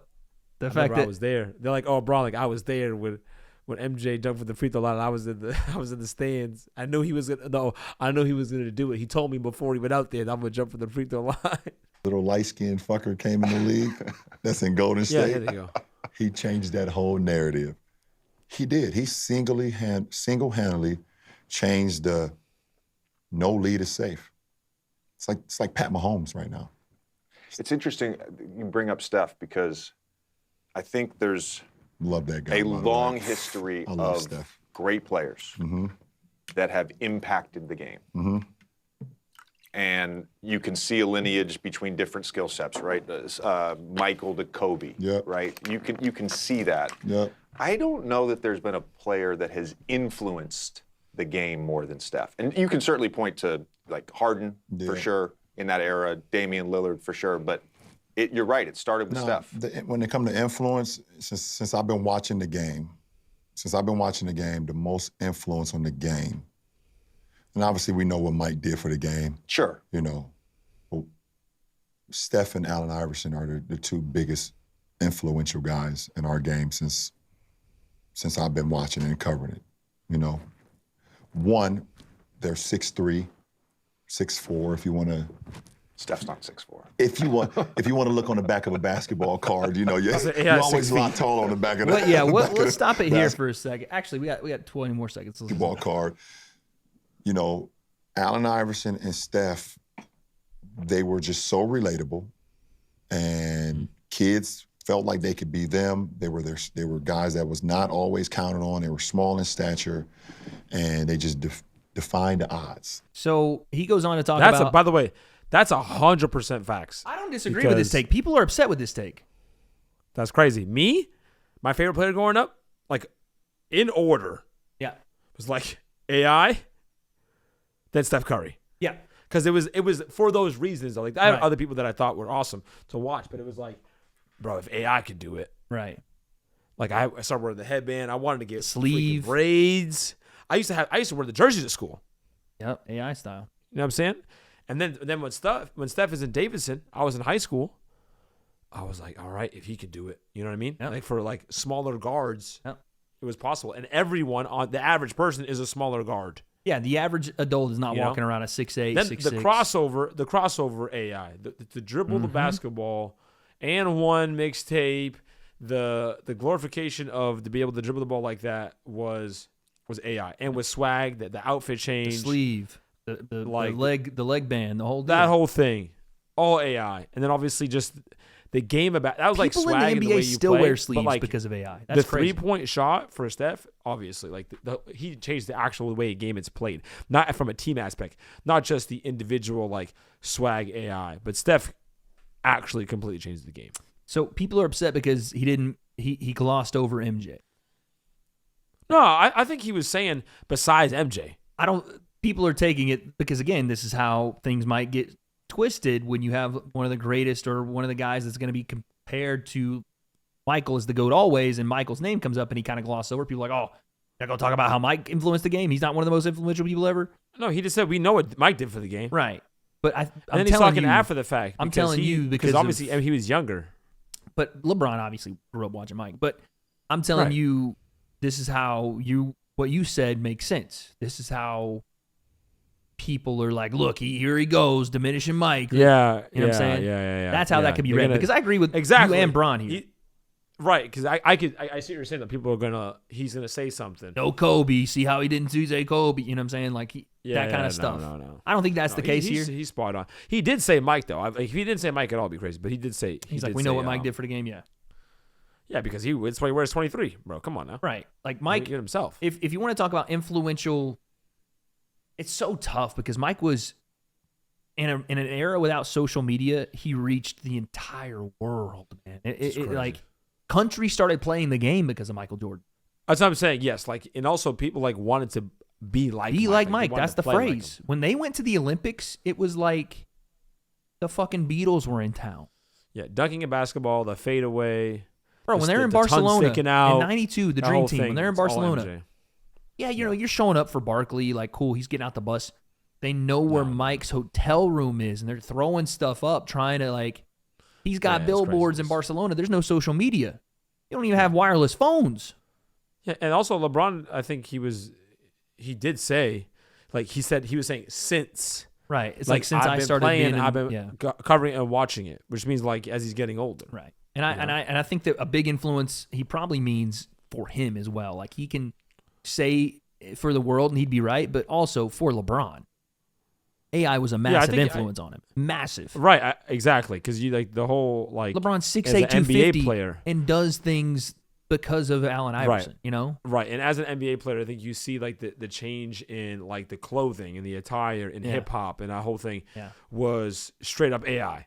Like brought hip hop into basketball. Yeah. And obviously as he's playing, he gets the transference of Steph Curry. Yeah. Played him in the finals. That to me, that's spot on. Do you want to hear this LeBron recount oh boy. his 19-point comeback or the 19-point comeback versus the Clippers? Oh, please, yes. Want to hear this? Right now. So last week, the Lakers came back from 19, I think, at the end of the third quarter into the fourth. And here's the GOAT talking about how they did it. So I go out there down 19, with the lineup. I believe at the start of the fourth lineup, it was myself, D'Lo, Jackson Hayes, Torian Prince, Cam Reddish. So see, pause it. See, this is what I'm saying. This is where LeBron. I think people listen to it, they may get irked. No, you're getting irked right away. No. Because this is what I'm saying. It's unnecessary information. It's unnecessarily accurate. I get what you're saying. Right, and this is what happened with the whole book thing. He's like, I like, and then remember was the whole thing with the soccer player. He's like, oh, I really like this guy. I saw him with Rashford. Yeah. Yeah, you're using like specific information that. He's like, that's my favorite saying. That's my favorite saying. He's like, you don't have to name the whole starting five, bro. But he's doing it for the context of Torian Prince. No, he's like no nicknames. Like he don't even call them by the He said D'Lo. Oh, he did say D'Lo. But he's like D'Lo, Torian Prince. Like he's like, I want to make sure. But to be fair, he's to him, all five. How many people, casual fan, knows who Torian Prince is? If he said T Prince, they'd be like, "What? Who?" No, I know, but you see how he's going. So I was there. Nah, so you're being too being too hard on him. I know. No. I'm not. I again, it's just sometimes people when they talk about things. Yeah. It like this. I don't think this helps like the lore of like the greatest freight train of all time. I think you're reading too much into it, man. I think you're reading too much into it. I'm sweating. Bro. The entire internet.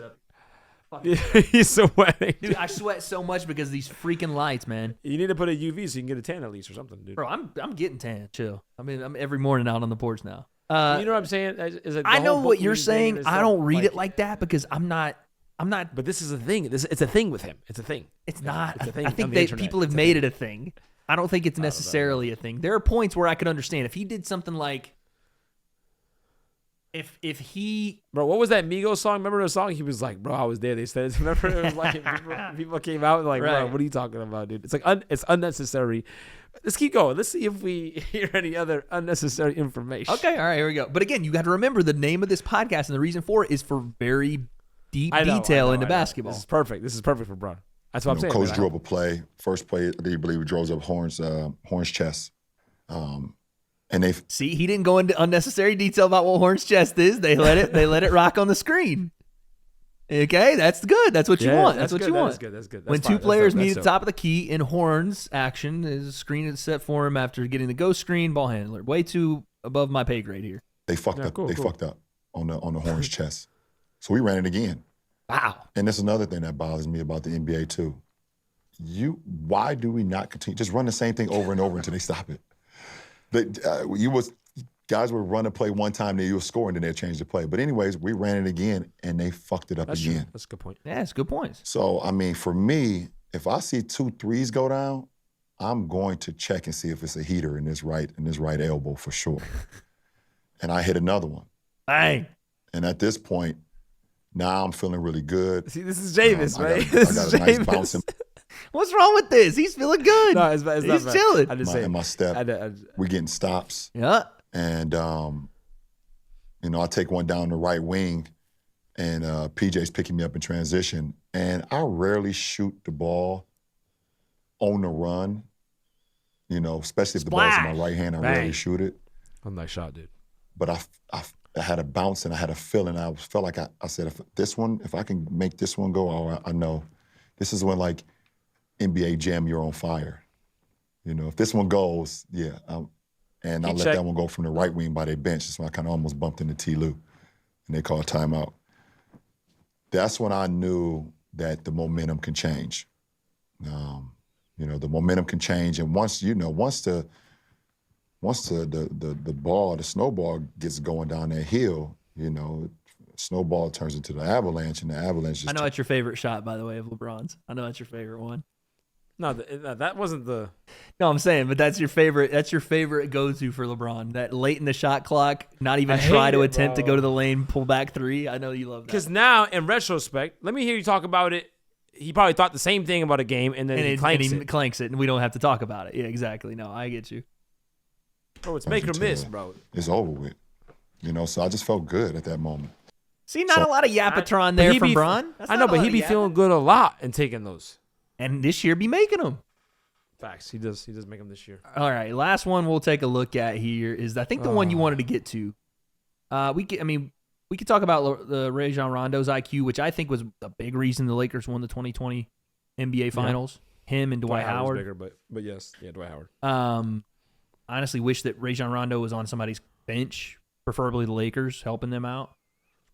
But let's get into the sacrifice and discipline. Here we go. If you want to be great, you need discipline. Here's LeBron James on what it takes to be great. People, you know what? People use that word so loosely. What does it mean to you? You have to have the ability, when it comes to discipline, it's like you have to sacrifice loved ones. Bro. Now, this has been clipped and shipped all over the internet. This already told you, episode 1, clipped. But you know what he means. If you don't know what he means, then you don't have any sort of social. Okay, no. People are legitimately trolling and acting like he means you have to sacrifice your actual loved ones to the Illuminati. But what I'm saying he means he needs to sacrifice time.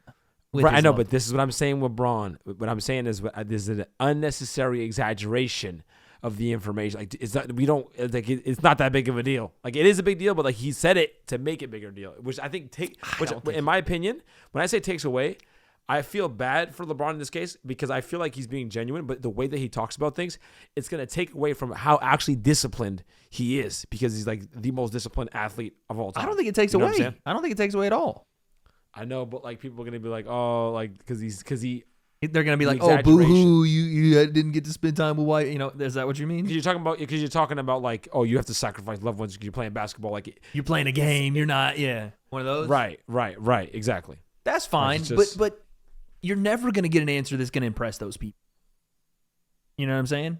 If LeBron sat down with Sage Steele or Stephen A. Smith tomorrow and they were like, LeBron, talk about your discipline, and he was like, listen. To be great, you got to sacrifice some things in life, to be the greatest. I mean, Kobe talked about it. There was never ever like but Mamba Kobe mentality. Already had, but you watch it. The way Kobe, like, you watch it. You watch Kobe talk about Mamba, or work ethic. It was like, damn. But here's the thing too: Kobe has been aided. Kobe has been aided by the fact that other players vouched for him, and these stories that came out about the Olympics. I feel like people vouch for Bron, but he's still in the league. Like it was after Kobe retired and he started doing more talks, and again, podcasts started to grow. You heard the stories about, damn, Kobe was I tried to beat Kobe to the gym, and he was there at 3 a.m. I tried to leave last, and he just wouldn't leave. You know what I'm saying? Stuff like that. Right. And I know that Bron has that. He has that reputation. Right. But it's just. But you're right. The way they speak about it, Kobe had Mamba mentality. LeBron has conversational, this is what I did. Like, Mamba mentality sounds way more badass than you got to sacrifice time with your loved ones. It just don't sound the same. I get that, but I don't think this works against him. I think it's just because he's more. Honestly, right, this picture of the smile, I think it works against him, even though it shouldn't. It's just because like he's a happier. That's what I'm saying. He's been referred to as soft.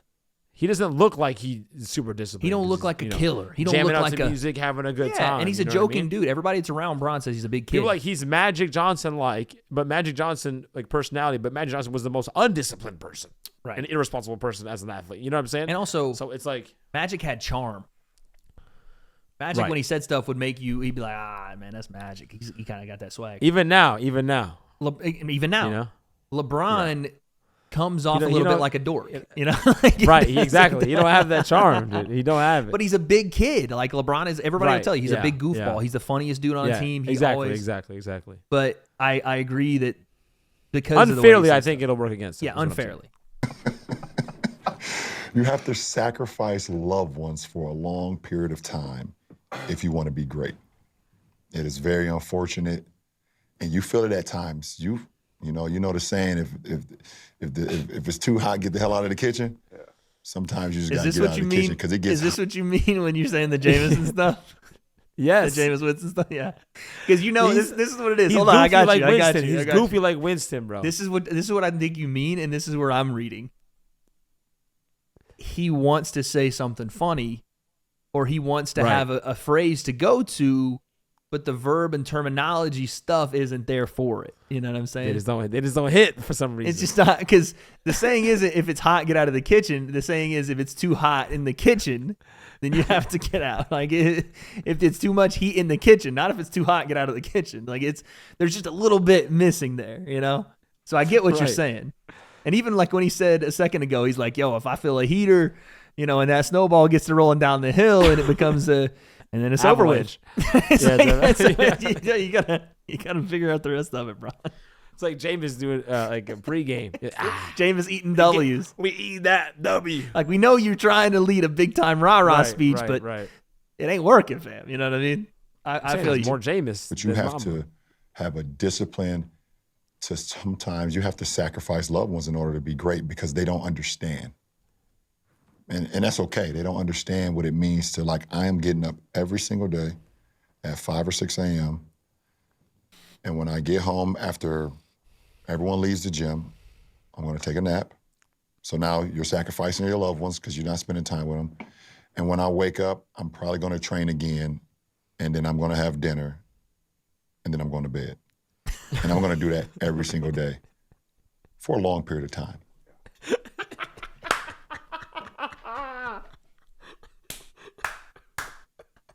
You're right. See what I'm saying? Oh, you're right. I'm When telling he you. says it like that, it doesn't sound like Bro. it's very hard. I get what you're saying. Yeah, it's like I'm you know what it taking is? a nap. It's the schedule of like having a dinner. 5-year-old. And then I'm going to bed. The schedule of a 5-year-old. This man's on kindergarten schedule.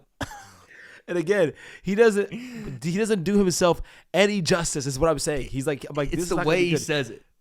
The way he says it. That man came back from 3-1, and then it ruined it all. It's not all of it, but like ruined a big part of it by being like, that right there, maybe the greatest of all time. And like they responded like, you shouldn't be saying that, like, Bro, immediately. if he just worded it differently, if he's like, listen, every day I get up and I got to get to the gym first. Also, 5 or 6 is like regular work time That's for what I'm people. saying. You gotta like say it. It's not like 3. Like Kobe's like, I get up at 4. Kobe's like, I'm up at 2 a.m. and I'm in the gym by 3 and I'm sweating by 4. You know what I'm saying? Like, LeBron's like, if I stretch out at about 9 a.m. But no, if he 5 said or it like 6. this, if he was like, Come back, take a nap. that You know was what I mean? crazy.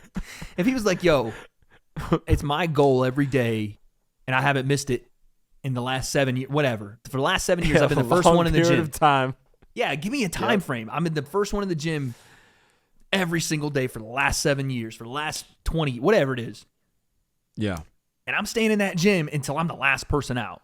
So that could be 5 p.m., that could be 9 p.m. Right. Doesn't matter. To me, it's imperative that I lead by example. I got to be the last one Yeah. out, right?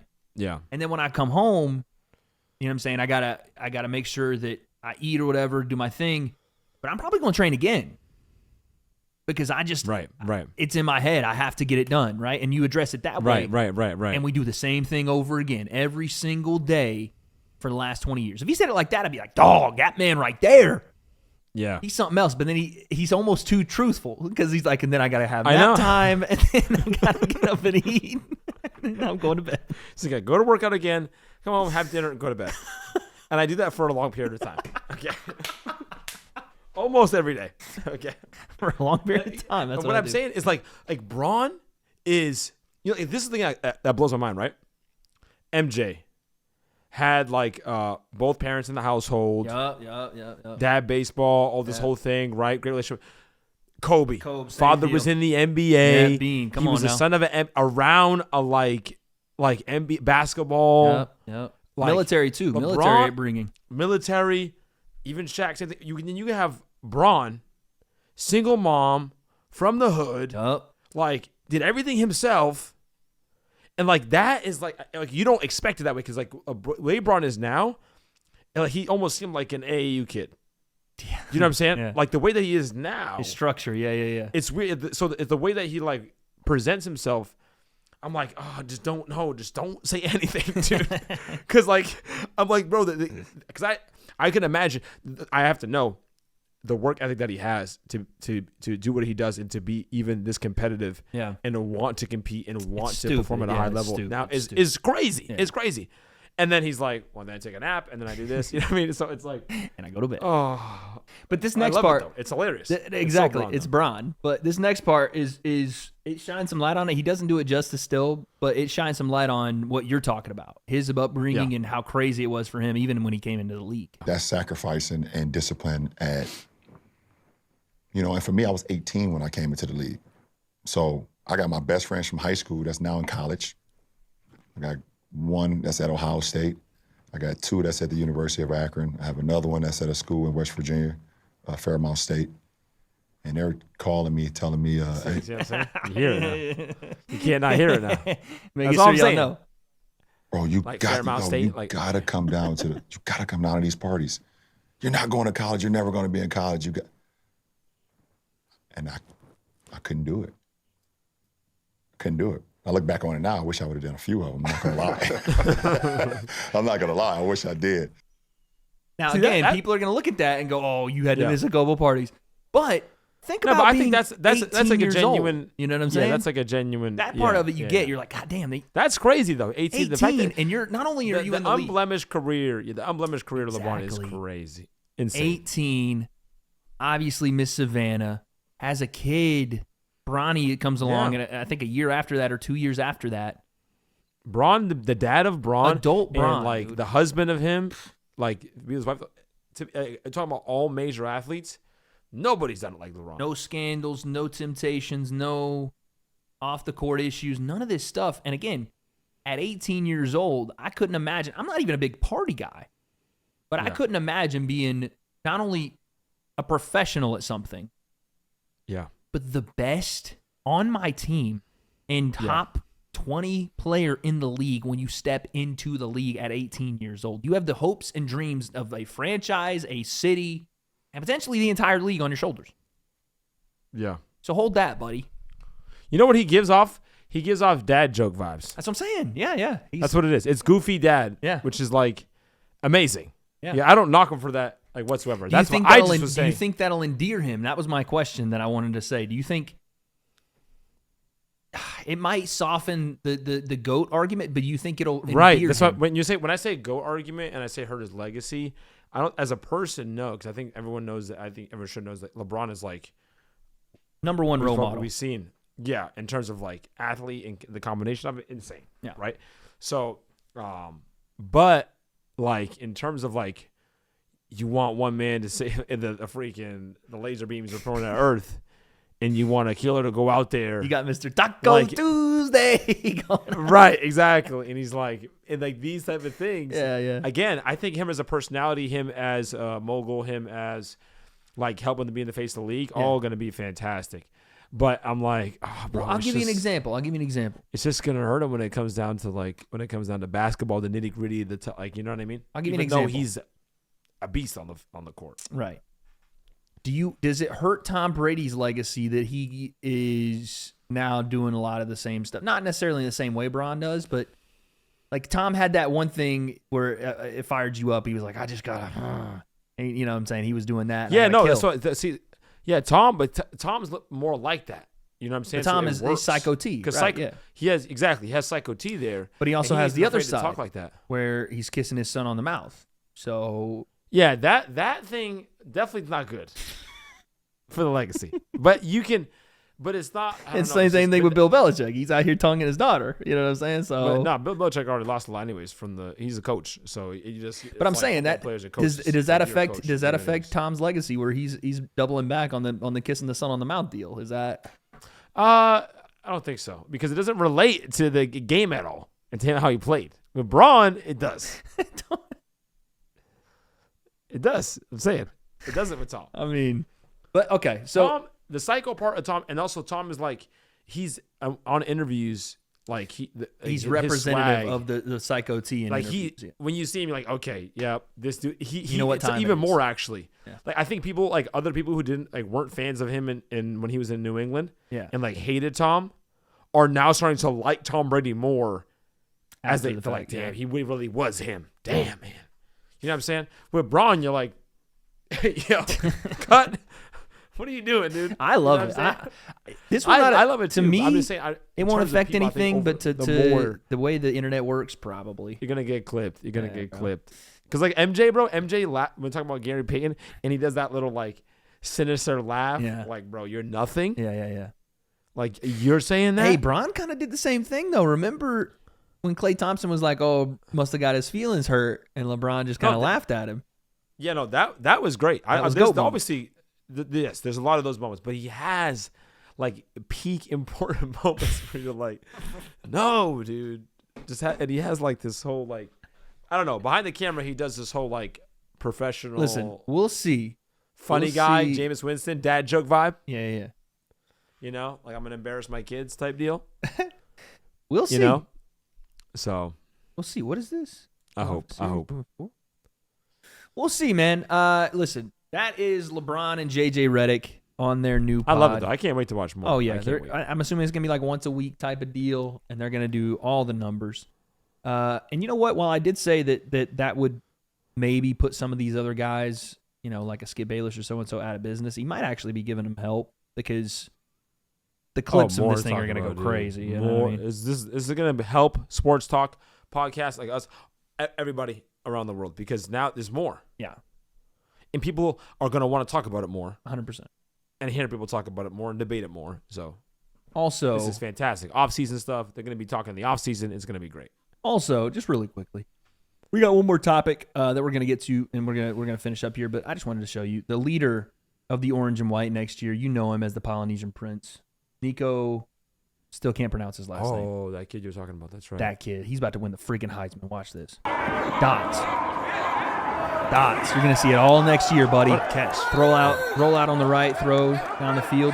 We're winning the Natty, and I don't care what you say, dude.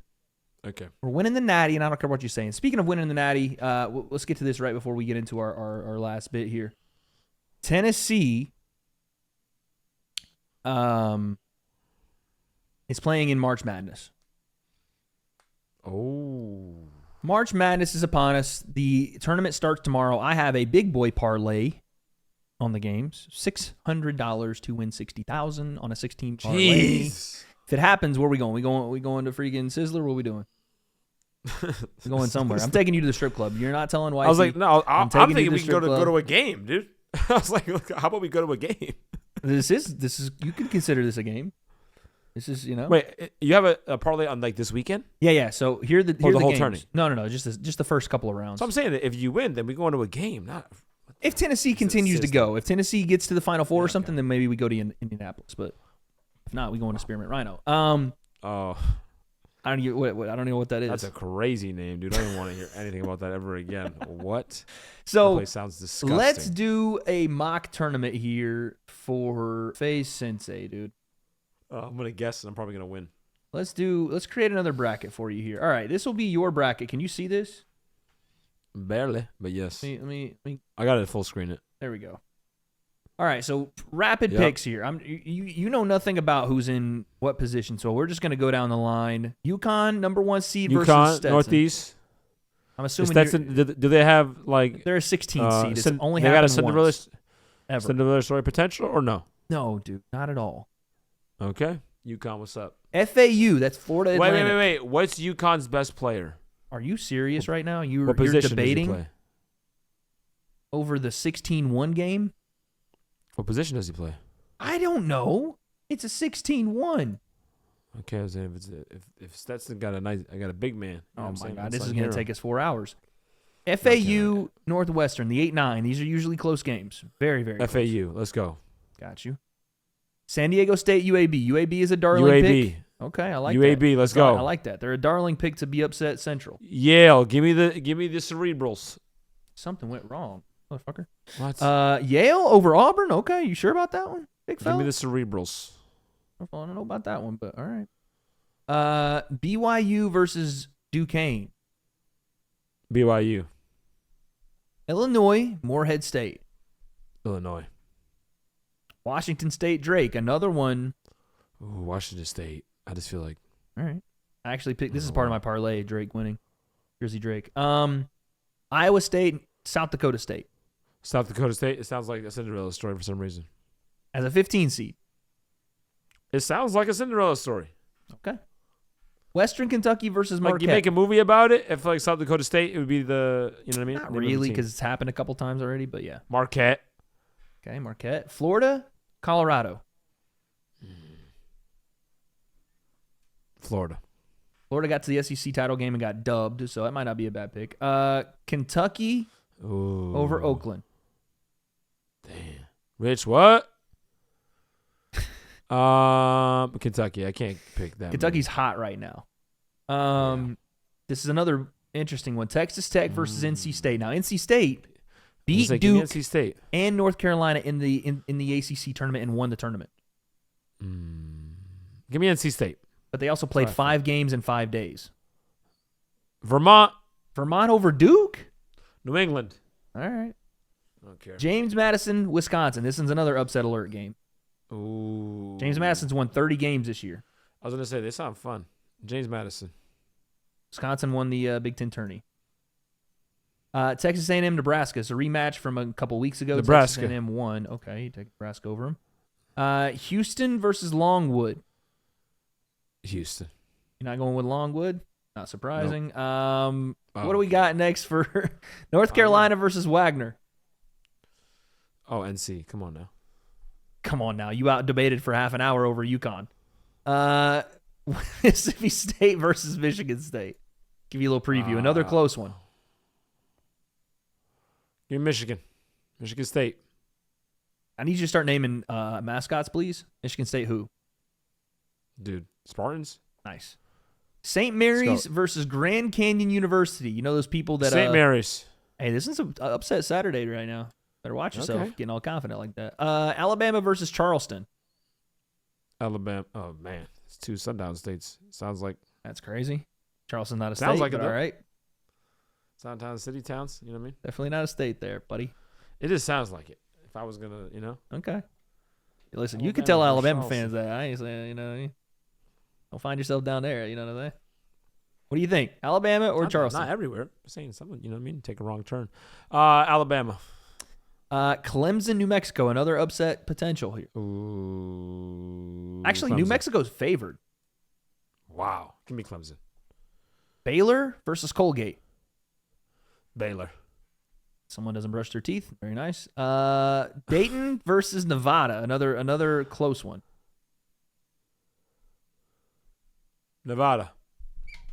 I like that pick. Arizona versus Long Beach State. AZ. Hey, Come on, AZ. stand up Orange County. Arizona with the win. AZ. Tennessee versus St. Peter's. St. Peter's. Hold that. You're going to get dubbed. You know what Tennessee's favorite is? They're minus 5,000. Jeez. GG on that one. Texas versus Colorado State. You're really picking St. Peter's. Tennessee has a real chance to go deep in this tournament. I'm doing that for fun. All right. Texas versus Colorado State. Texas. That's even more disrespectful. That you picked the little brother UT and you didn't pick the real UT is disrespectful. On purpose. Creighton versus Creighton is what you are. Creighton versus Akron. Akron. You doing that for Braun, huh? Yep. For your goat. South Carolina versus Oregon. I'll call him Billy. Billy Goat. Okay.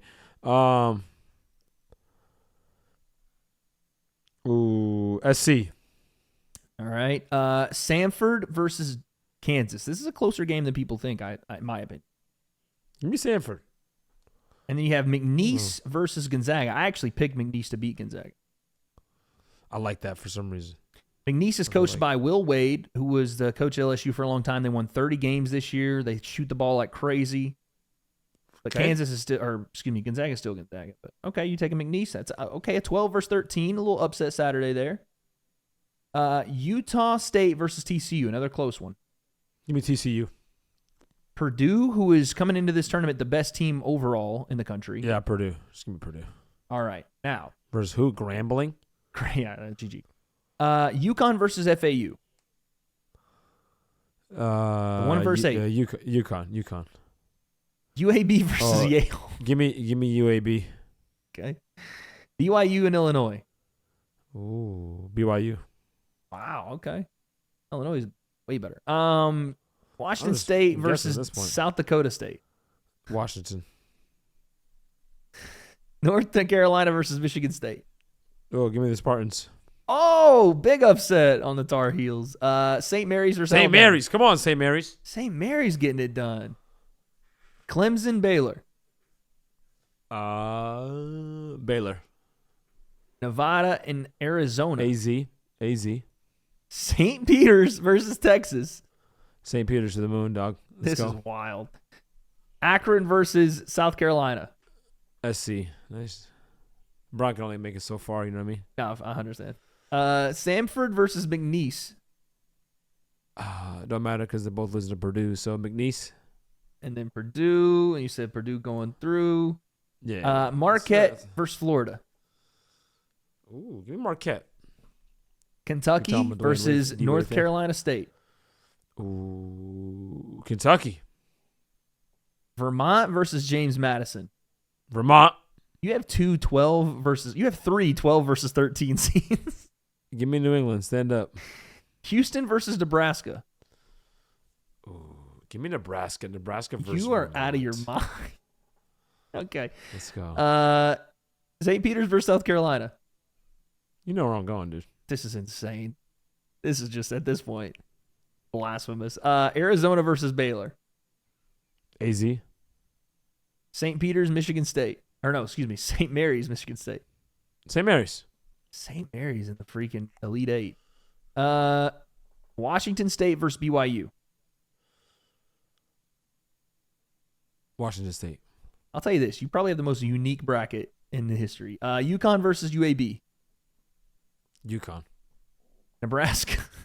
Nebraska versus Vermont in the Oh, give me 8-13. Nebraska. Nebraska. Kentucky versus Marquette. I feel like they got like a Jokic on their team. I don't know. They don't. Damn. Marquette versus I'm guessing. Kentucky.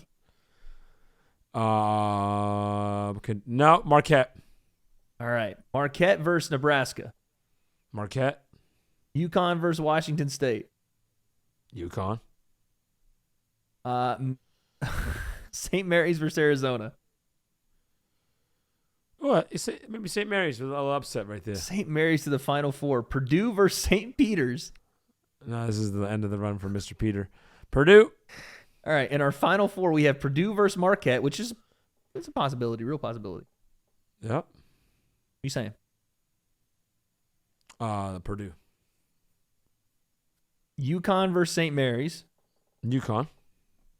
So UConn versus Purdue in the championship They game. still end up, you know what I'm saying? Let's have some fun, but I ain't crazy. Okay. What do we think? UConn. And what's the total points scored? Jeez. What is this? I don't even know college basketball. I think around the 70s, 80 mark, maybe. For example, I picked a 77-71 win for Tennessee in the finals. Over North Carolina. Because UConn's got a fucking tough bracket, to be honest.